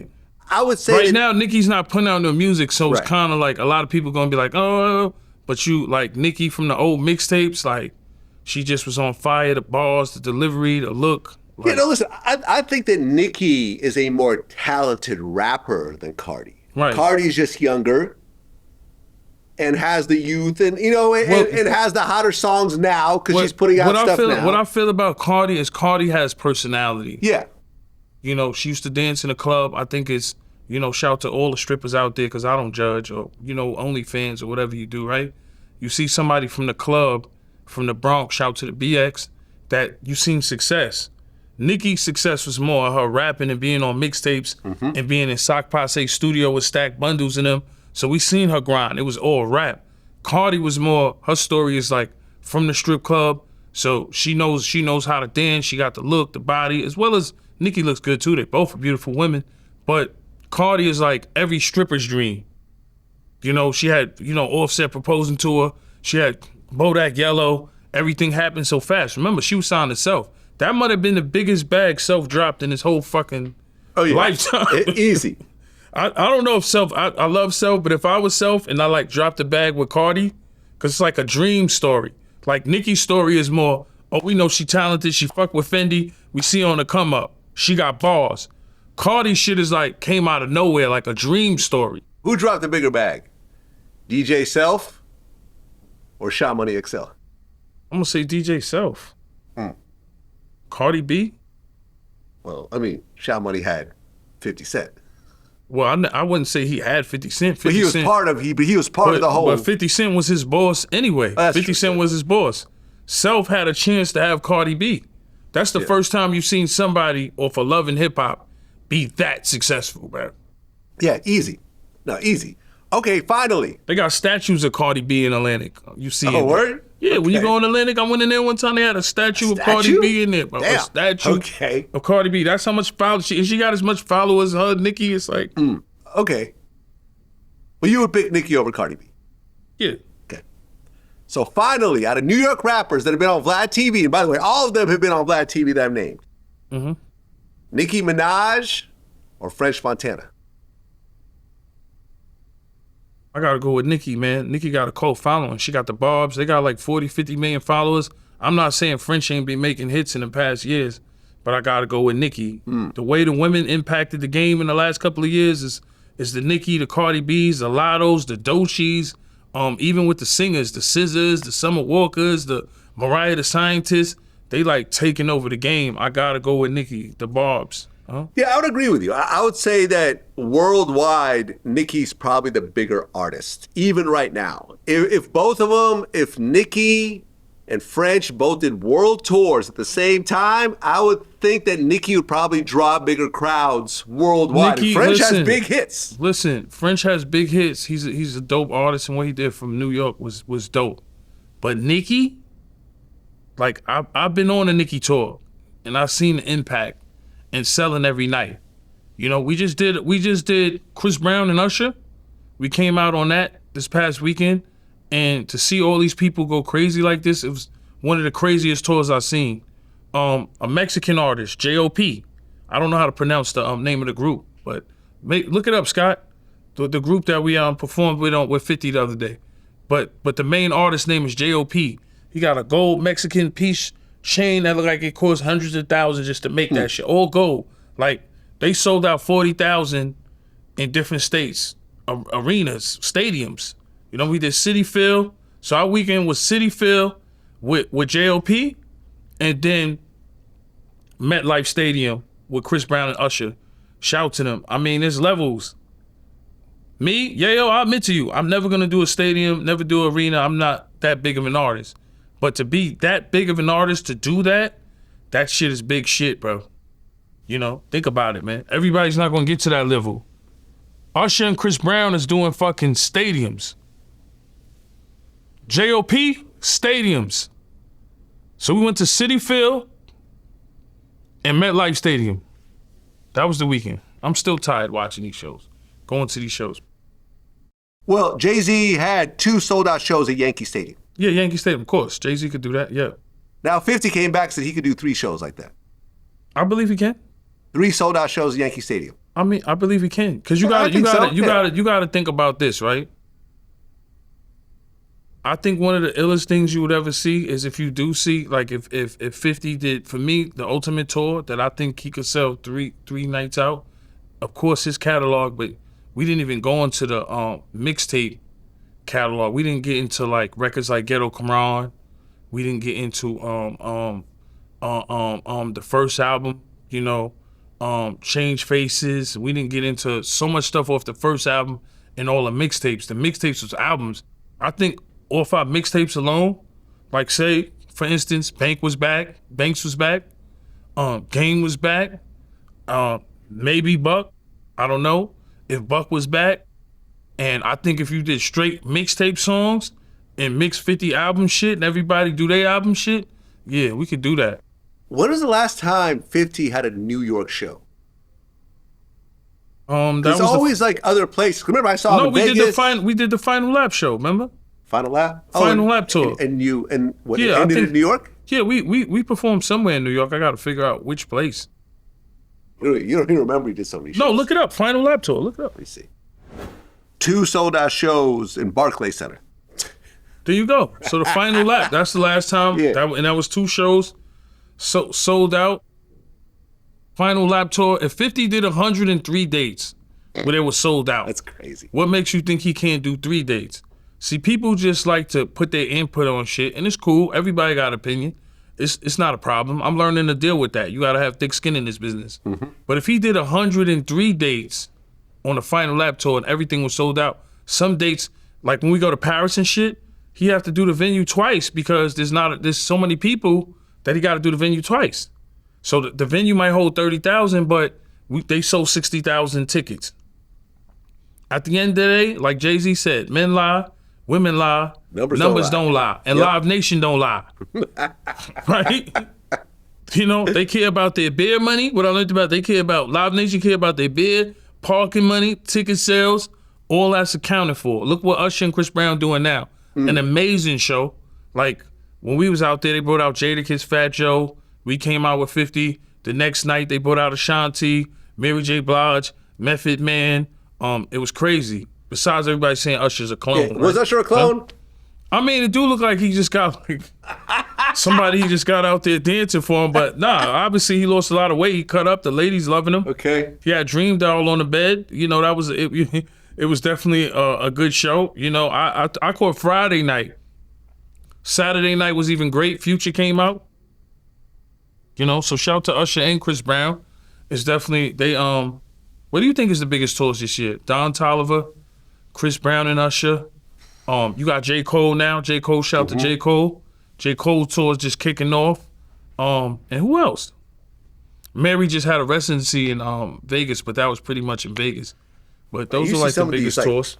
Playboy Cardi shows overseas where it's like 100,000 people. Oh, shit. Like, you see some shit. Oh, I mean, you know, Playboy Cardi, Travis Scott, they all like in the same, they like monsters. They like the new Kanyes. When you think about it, they all just came in the Don Toliver's. Kanye shows are massive. Yeah, Kanye's gonna always, these guys are legends, bro. But you gotta, all of them like it was like we wouldn't say they came under Kanye because they big now, but they like all in that bracket of like having their own style, the fashion shit, picking that crazy beats. And they like, when you look at Playboy Cardi, Travis Scott, Don Toliver, yeah, them dudes are making millions of dollars, bro. Well, you mentioned that Usher lost weight.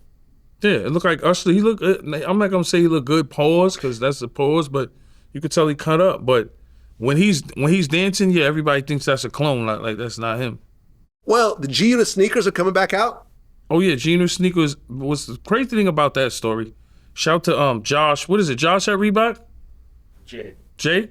I thought it was Josh, no? I know only Jay and Connor. Oh, Jay. Well, shout out to Jay and Connor. So what happened was, I guess I talk too much because I like talking. And I mentioned it on the volume on the Real Report show. Y'all make sure y'all catch that on YouTube.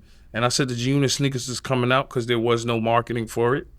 And now marketing could be by mistake. You know what I'm saying? And 50, they called Reebok, I guess, called 50. And they was like, yo, what the fuck? We got our own plans. We got marketing to talk about the show. So 50's on the jet. He's going towards the jet. He's like, man, yeah, you talk too much.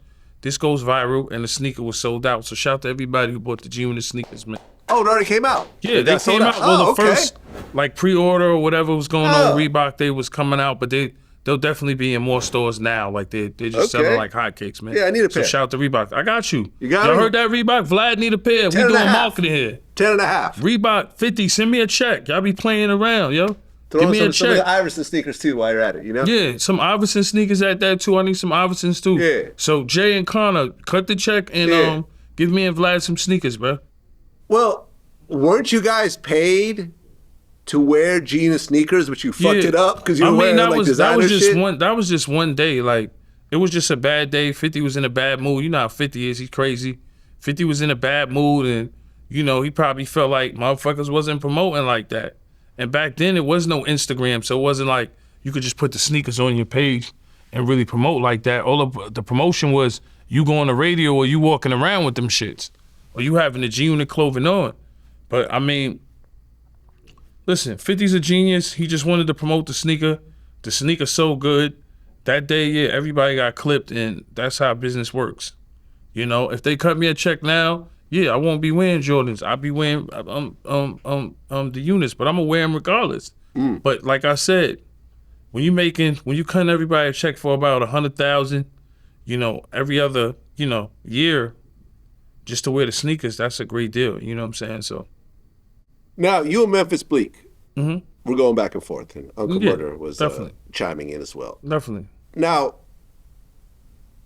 Bleak said that. Well, he said a few things. He said that y'all would be unemployed if 50 didn't take y'all on tour. He also said that you don't wear your passport chain without 50 being there. Yeah. I wore my passport chain at the last show. I mean, for me, like... I've seen you in the passport chain, and 50 was never there. Yeah, so. I done did Vlad chain, but why are we talking about Yayo's chain? Like, that's childish shit. You know what I'm saying? And then like I said, shout to everybody in the shelters, because a lot of people I know have been in shelters before. So like in that state, way to get in a Section 8 domestic violence shelters. I done did stuff for programming when I had probation and all that stuff. So shout to everybody in the shelters that's trying to get their shit together. That's number one. Number two is, I think he just took a lot of shit that I said out of context. Like, I wasn't really trying to disrespect him, but I felt like maybe I did start it. But what I'm saying is, like, you never see a Memphis Bleak at a Michael Rubin party. You know what I'm saying? But you'll see Yayo with Tillman. You know what I'm saying? You see me with Tillman, the guy that owns the Houston Rockets, or this guy. You see me with DJ Rumpa. You see me do shows with 50, Jim Carrey. You know what I'm saying? So it's like, I think after he did the one show with Jay, he just got a little carried away, saying niggas would be in shelters, because I never seen Bleak on his own tour. I did my own tour in Germany when Havoc and them was out there. I went to Stuttgart. Yeah, when was the last solo Memphis Bleak show? I don't remember. Right. How can, like, when you think about it, G-Unit is so much of a big of a brand that Bank still tours. You know what I'm saying? Buck still tours. I still tour. Game still tours.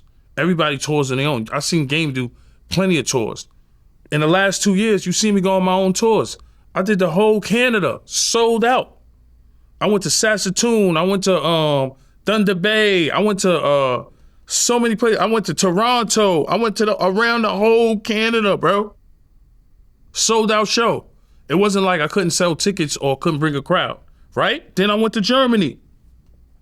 Check it out on my Instagram. You can go look at the evidence on my Instagram in the past 2 years. I did the whole Germany. I went to Switzerland. I'm one of the first rappers to be in the Swiss Alps. I performed in the Swiss Alps, bro.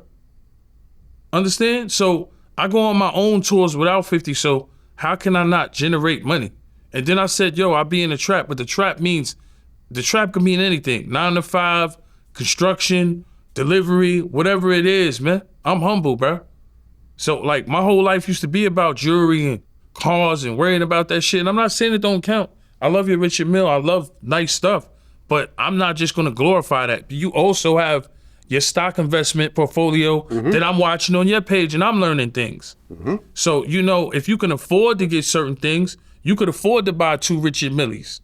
So, yeah, then you can buy one, right? If you could afford to buy 2 Bentleys, yeah, you can get one. That's how I was raised, right? But now, fast forward to the future, you're a guy that has stock investments, and check out Vlad page for the stock. Yeah, Vlad stocks. Vlad stocks, the awareness I've been watching and learning. My biggest mistake back in the days is not investing in Apple. My guy Hollywood brought it to me, and my guy Bobby Casino, they brought that to me my first time moving out in the suburbs. So for me, that was one of the worst mistakes in my life, is not investing in Apple like in 2004, 2005. You know what I'm saying? So I'm learning learning like 20 times. Yeah, but that's what I'm saying. It's never too late. So when you start saying, "Where's the passport?" and I'm like, "Why is he worried about a chain?"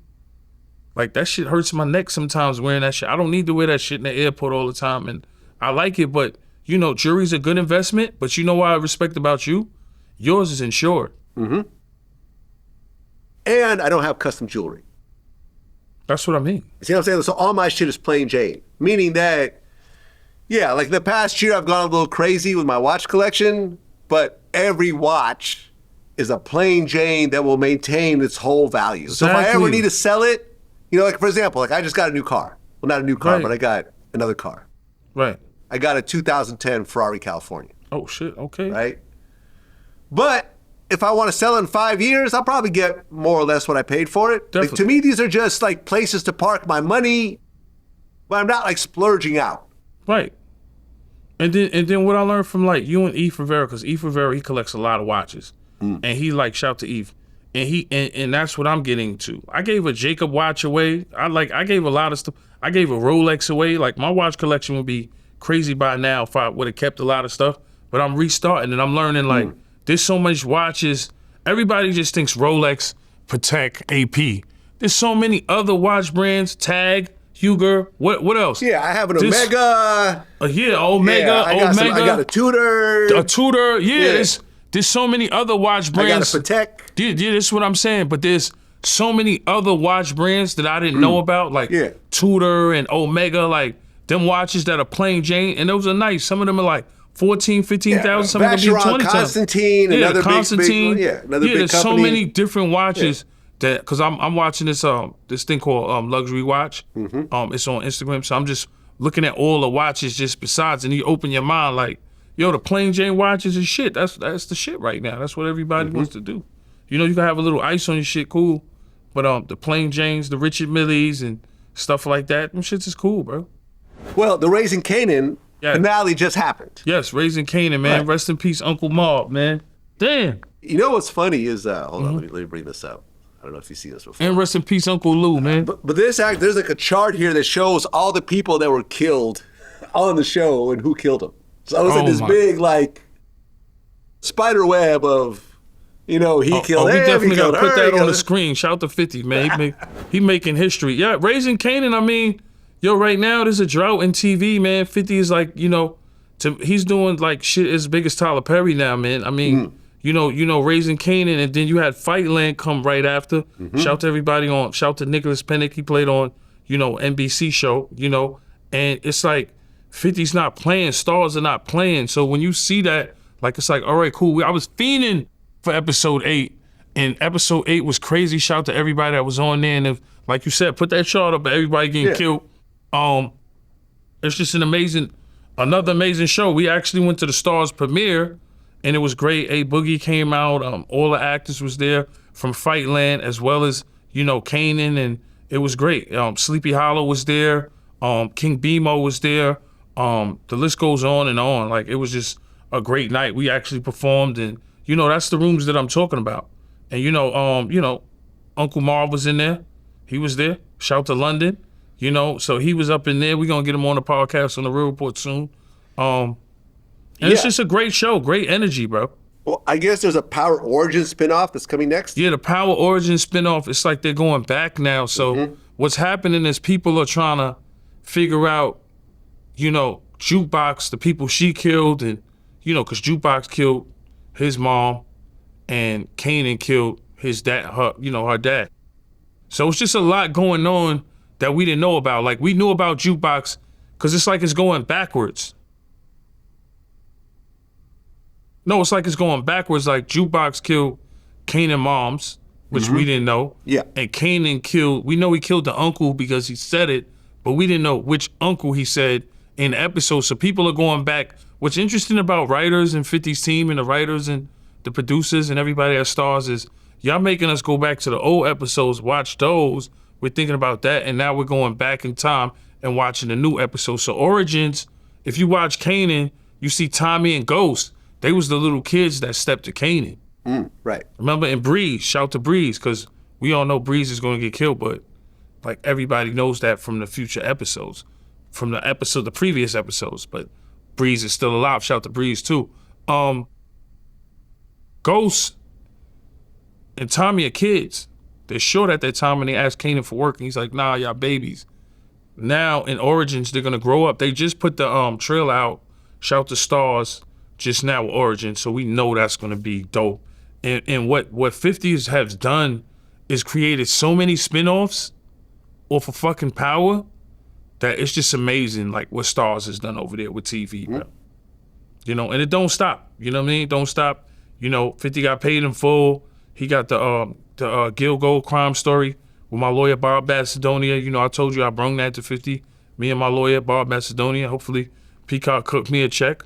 You know, it's all about getting a check. But for a guy, the drive he has, that's why I think with music, I think you transition like, ever since the volume deal, the Complex deal, and dealing with media with you, like I haven't been thinking about music. I've been more focused on this world because I love it, love being it. It's the same thing. I kind of copy the format of what 50's doing because he has, you know, he just has this passion for TV right now, bro. You know what I'm saying? And it's an amazing thing. You know, shout out to everybody on the Kanan Show, Makai, everybody. It's just like crazy, you know? Well, you said that you had 13 near-death experiences during the G-Unit run. I said that? Yeah. What I said that on? It's in my notes. Is that not true? Yeah, probably about so. I mean, you got to think we was the most dangerous like group out there. I mean, you know, when as far as having beef, you know, like nobody wanted static. Nobody wanted any problems, you know what I'm saying? But we came in with somebody that got shot the fuck up before he even got in the game. So, you know, Fifth was, you know, beefing with the Preems and, you know, real serious niggas, and not saying like taking that from them, like, but he definitely wasn't scared. For me, huh? Well, didn't you guys perform? There was a dead body backstage? I don't remember that. No? No, I don't remember that. Not at all. I remember performing at Speed, rest in peace, Mr. C, right? Performing at Speed, Mr. C, right? Mm-hmm. And James Cruz was there, shout out to Violator, and Chris Lighty, rest in peace to Chris Lighty, right? And Speed, it was raining that day. It was off the fucking hook. And they said somebody got stabbed in the neck, and James Cruz was saying, oh no, we don't want nobody to perform. Oh, okay. Right. I think it was that story. Yeah. I think that story got confused. Yeah, it was something. So someone got stabbed in the neck in Speed. Yeah, somebody got stabbed in the neck in Speed, and James Cruz told the crowd was crazy. It was a crazy ass show. It was rowdy. It was around the corner. I never forgot. Chris Lighty and 50 we all was in the G-Wagon, the white G-Wagon. We had dudes following us. Hip Hop Police was there. Mr. C was there. Rest in peace. James Cruz went in there. Yo, it's too crazy, Fifth. We can't perform. And the line was around the block, and Fifth was like, fuck that. Remember, this is the mixtape era, so we had, you know, Fat Bitch and Smile for Me and all them shits that was killing them at the streets. The line was around the corner. Fifth said, fuck that. That was one of the illest fucking performances ever, bro. But it was dangerous. It was like crazy. Like motherfuckers was getting stabbed and hurt. And Fifth was like, man, we still performing. You know, but I remember James Cruz was scared to death that day. Shout to Violator. You know? Well, because you guys had bulletproof trucks around that time. Right, yeah. And I guess... No, the bulletproof trucks wasn't there yet. Oh, they came later? Yeah, they came later. They definitely wasn't there yet. Okay. Maybe we was renting a couple, I'm not gonna say we rented. Nah, they was definitely not around. Maybe when 50 drove around, probably Chris Lighty or Mike Lighty. Shout out to Mike Lighty, because I think it was really his idea to get the bulletproof trucks. And I think Mike Lighty would just rent them for Fifth, like if Fifth had a show, but I think that might have been on a mixtape tour. They just rented a bulletproof truck or bought one. I'm not sure at that point, but later on down the line, that's when we really got them. But I remember we started playing around. I remember Mike Lighty was playing around with them at a point. You know what I'm saying? Well, because I guess there was a code word when 50 said, yo, get to the truck. That meant that everyone... Oh yeah, because if something happened, because the thing is 50, after he got shot, we moved so militant that the truck will be like in park in front of the clubs, and you know, you feel safe going to the hood or whatever you at. Like you could have a pistol or not have a pistol, but the whole thing is you really didn't need it having the bulletproof truck. Like remember Prodigy, rest in peace, he had a new one. When he got knocked in his shit, I've been in that truck. Yeah, he had the new, it was tan. Yeah. Because I remember when Alchemist used to live right by the Garden on 31st. I used to go to their condo. That's when they had the 10. In the high rise. And I remember I was in the apartment with Alchemist, shout to Alchemist, and they were saying Prodigy just got knocked. I mean, to me, I looked at it like, why he had a pistol? Because you had a bulletproof truck. As long as you get to the truck, you're safety, but I mean, it is a plus to have it with you. But I looked at it like, you know, in Prodigy, rest in peace, he was going down a one-way. Remember, he went down one way or some shit like that. Well, you mentioned Big U. He now has a superseding indictment where they're saying that he tried to get some guys to kill one of the witnesses. Yeah, I was seeing that definitely on YouTube, which is a bad thing. They're trying to bury Big U. I mean, everybody's trying to get out. You know how the jailhouse politics is, man. Motherfucker wear a wire on you in the cell. So, you know, the first thing you can't do, I know when you in the penitentiary, you feel you get comfortable, you know what I'm saying? You not worried about the outside world, so you start getting into the prison and jail politics. But I mean, you know, you just gotta be safe, man. You know, and he's innocent to proven guilty. You know, but at the end of the day, yeah, there's a lot of shit against Big U, but what can you say? You know what I mean? Well, yeah, I feel at this point, so Big U has 50 federal felony charges right now. Hey. And I just feel at this point, anyone who's ever met him, who's trying to get out of jail, are just saying, oh, yeah, Big U told me to go kill this guy. I'll testify. Oh, yeah, Big U, I sell drugs with him. I'll testify. Yeah, definitely. Oh, yeah, Big U had this and that going on. He was extorting and this. Right. I'll take the stand. Can I get some years off? Because with this many charges, they're like, well, it doesn't matter. He'll go to jail anyway. So yeah. let's just snitch on Big U. I feel that's what's happening right now. It was a lot of hot shit. I love Adam 22 platform. You know, I watch, you know, the Brick Babies and the Loose Cannons and Free Brick Baby. By the way. Yeah, Free Brick Baby and the Loose Cannons, Free Loose Cannon and Whack 100. Everybody is tapped into Adam 22. Shout to Adam 22. So when Loose Cannon went up there and was like, yo, motherfucker was giving out the guns with serial numbers, it was just getting a little too far, bro. You know, that was the sad part about the whole thing is like, you know, and then I seen recently Loose Cannon lawyer was contacting Whack, and Whack was smart enough to record the conversation. That's another thing that's going super viral. So it's like, it's a crazy case, but we all know, man, like, the feds are coming for everybody, bro. They coming to clean up Chicago. They already cleaned up New York. We have RICOs. I told you this years ago. New York has more RICOs than everybody. Now they just applying. RICOs are pretty much invented here. Yeah. Yeah, with Giuliani. Yeah. RICOs was like, we've been getting RICOs for the longest, but lately you'll see 3 RICOs. You'll see a RICO in Brooklyn, RICO in the Bronx, RICO in Queens, and it all happened in the same week. You know, and everybody be mad at Hocus 4-5 when he talking about drop the flag or stop the violence, you know what I'm saying? But at the end of the day, you want to see better for these kids. You don't want to see him RICO'd and do all his time, you know what I'm saying? Think about it, Vlad. We had 3 RICOs in like a week and a half. The Bronx, look it up, Queens, and Brooklyn. So now what you're seeing in LA is just the RICO effect.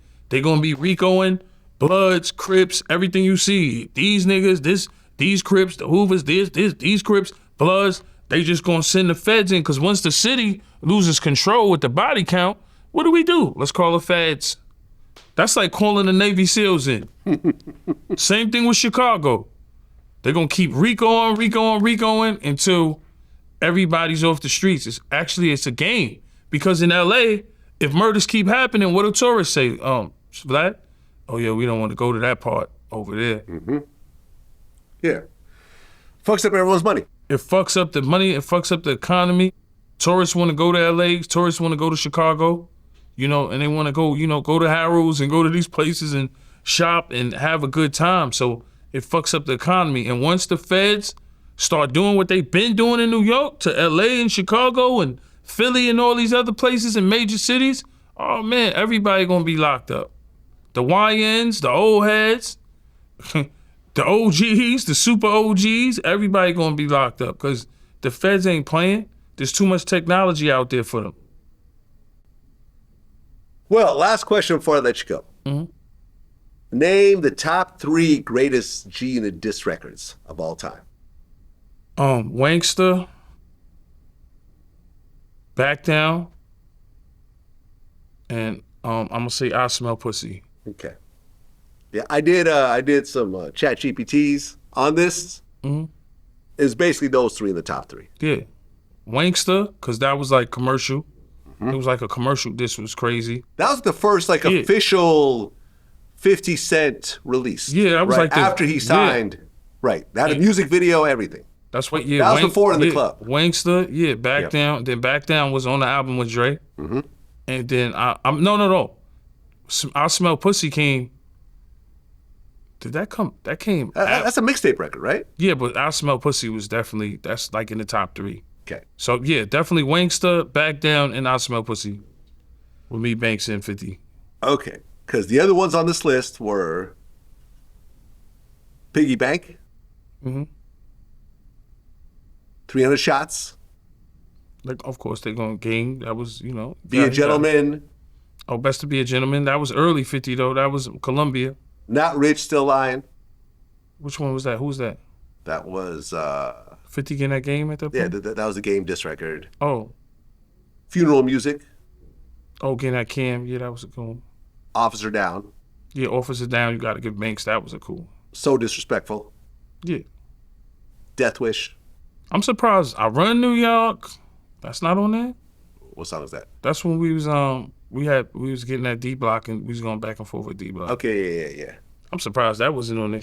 Yeah, but the top three that you mentioned, I think, is most Wanksta, because Wanksta had a video and that was like one of the first records. I Smell Pussy was the mixtape shit, so that came before Wanksta. That was definitely, I Smell Pussy was like, that was all over the streets, like the buried Ja Rule. And then Back Down is, you know, Dr. Dre, good old Dr. Dre beat. Yeah, and I remember during that time. How the fuck is Nail in the Coffin ain't there? Oh, Nail in the Coffin, yeah. With Eminem. That was like considered like a G-Unit 50 disc, like, because 50 was on that, Nail on the Coffin, or was he not? Yes, he was. I'm trying to remember. There was a couple of Nail in the Coffin was Eminem. I don't think 50's on this song. Was he on it? Or he was on another one? There was another disc record. No, he wasn't on it. There was another disc record. I believe it was it Tupac? It was Tupac 50. Oh yeah, the Tupac. That was another hard disc. That was like, there was so many static. Let me that was crazy. Yeah, I think like during that era, cause the mixtapes were so big even after the album dropped. Right. You guys would drop these mixtapes and Who Kid would drop them. And he'd put like the Ja Rule skits in the middle, which were honestly just so funny. Yeah, that was on the album. The skits, you know, the skits Ja Rule duets. Yeah. Like, yo, see, all you artists, please bring skits back, man. We miss all the skits from Wu-Tang, Nas, Mobb Deep. I feel like when I listen to Mobb Deep and they shooting out the window in Queensbridge, he on a basketball court, and fucking 50 skits with Back Down, like those made the mixtapes and made everything cool. I remember Ja Rule dissed us and we did Automatic Gunfire. That was semi-automatic gunfire. That was like, we did that in the day in Eminem's studio. Me, Banks, and 50. Shout out to Banks. We did that shit in the day and that shit was nothing. Yeah, man. Well, Tony Yayo. What episode is this? This is about probably episode, I don't know, man. We've had a lot. Are you going to get Boosie and Aries back or no? I mean, if they want to come back. They still want more money? I mean, I don't know. I mean, me and Aries kind of went at it over text message recently. Oh, shit. Okay. You know, we talked some shit, so I don't think he's going to come back. Boosie, he sent someone a DM, because someone DM'd him and was like, hey, you know, you should come back to VladTV. He said, no, I don't fuck with Vlad, and I never will. So, well, shout out to Boosie and Aries. Hopefully that's really up to them, man. That's up to them. I mean, both of them, I think, really dropped the bag over a good situation based on jealousy. Like, we were rocking and everyone was making money and everyone was profitable and everyone was getting a lot of attention and you know, having advantages outside of the actual interviews themselves. I mean, and yeah, people want to pocket watch. You know, Boosie was pocket watching Tekashi and then Aries was pocket watching Boosie, and then they came back and, oh, we need more money, only to do free interviews for everyone else. Yeah, that's definitely, because nobody definitely wants to pay out the... Shout out to Vlad, shout out to these other, because I could tell you the truth, all the interviews I've did, nobody's really paid for probably like a Danza or probably like you. Like, That like, and you know, I appreciate that. And I feel Boosie, you know, there was times where I hit Boosie up for a record, he'll have it the next day. So I've always been a big Boosie fan. I remember him coming out in Nashville for the first time, being with Buck, and I didn't know who he was. And that's why I was introduced to one of the kings of the South at that point. With Boosie, hopefully y'all can work something out, because what he was doing with you and him is always classics. I always watch, kind of like follow Boosie Blueprint with you and him, and it's always magic, like how, you know, we making magic up here, Vlad, you know what I mean? Hey, man, listen, all these guys could do have a phone call, because I haven't talked to Boosie or Aries over the phone in terms of a conversation, right? But they could call me and we could have a serious conversation, and possibly that could lead to us getting back to work. Definitely. But if it doesn't, then fuck it. Yeah, VladTV does fine without Boosie or Aries. Yeah, Vlad is definitely rich, and then Vlad, and Charleston White is now a regular guest. And keep in mind, shout to him. I wasn't rocking with Charleston because Boosie asked me not to do it. And the numbers are crazy. And now I'm doing Charleston, and I'm actually more profitable doing Charleston interviews than Boosie, because Charleston doesn't charge as much. He doesn't keep raising the price, and he comes to LA every time on his own dime. It makes it easy for everybody. One thing about Charleston White is he's the number guys. If you see him on a 20 verse 1 or a balloon challenge or Vlad or whatever he's on, we know he's going to do numbers or go viral. Yeah. You know, so he definitely uses his brand to definitely get to further in his brand, bigger brand, right? And this is like, I just want to say this to everyone's watching this, because everyone's going to relate to this right now. When you are in some sort of successful relationship with someone, like a business relationship where everyone's doing well, don't ever in your life think that you're the only game in town. And if you leave, everything will crumble around you. Oh, definitely. Everyone can be replaced. Oh, no, I learned that. I learned that. Boosie could be replaced. Aries could be replaced. Vlad could be replaced. Tony Yayo could be replaced. So at the point that people start getting big heads and say, "Oh, so if I leave, everything will go away and no one will be a member and your views will drop," I showed everyone that's not true. And the thing is that they don't need Vlad either. At the end of the day, there's other platforms that'll rock with them. If they want to work with them, they may not pay as much. Or not pay at all. Or they may not pay at all. But the thing is, don't get in your head and start having an ego to the point where you think like, well, I'm gonna do, if I'm not here, then everything will fall apart. Right? Dame Dash probably thought that when Rockefeller split up. Definitely. Yeah. Because when I look at business, and it's not glazing, right? Because a lot of people use the word, "Oh, glazing, he's glazing." Whatever. It's not glazing. I really don't care what. I don't care. I'm just telling you what people say. But in business, what I learned is, you know, dealing with Complex and dealing with companies like The Volume, right? That you could be the best at what you do, whatever you do. You could be the best artist, best streamer, best podcaster, but once you start giving a company or people around in the company problems, they're just gonna go to the second option. Right. This person might not be as talented as you doing production or doing whatever it is, but once they feel like, fuck it, I'll take this guy, and this guy's the second option. And that's how companies work. I learned in business, our relationship helped me get to Feed Yayo show and Complex. You're not hating on that, like you said, the idea was here. Yeah. Shout to Mark F, shout to Mark Echo, shout to Scott, shout to Noel, shout to everybody that helped, shout to DJ Reality, everybody that helped on the show, Darnell Rollins, you know, everybody that helped on the show, Anthony Anderson for being on the show. I want to appreciate everybody over there. I'm on time. I was in there from 10 in the morning to 10 at night. I didn't complain about nothing. Scott management, he didn't say, yo, we didn't complain about nothing. As well as The Volume, we shoot 2 days out the week, me and Murder, we be there on time. We gotta do what we gotta do. We make sure we get the content out there, and we bring you the best interviews from The Volume. Now I'm like in 3 or 4 deals. You know, shout to Diverse Mentality. They're helping me out with a lot of stuff. We're working on the Patreon. We're working on the Facebook. We're working on the monopolizing of everything, the streaming world. What do you think about Drake in the streaming world? We didn't talk about that.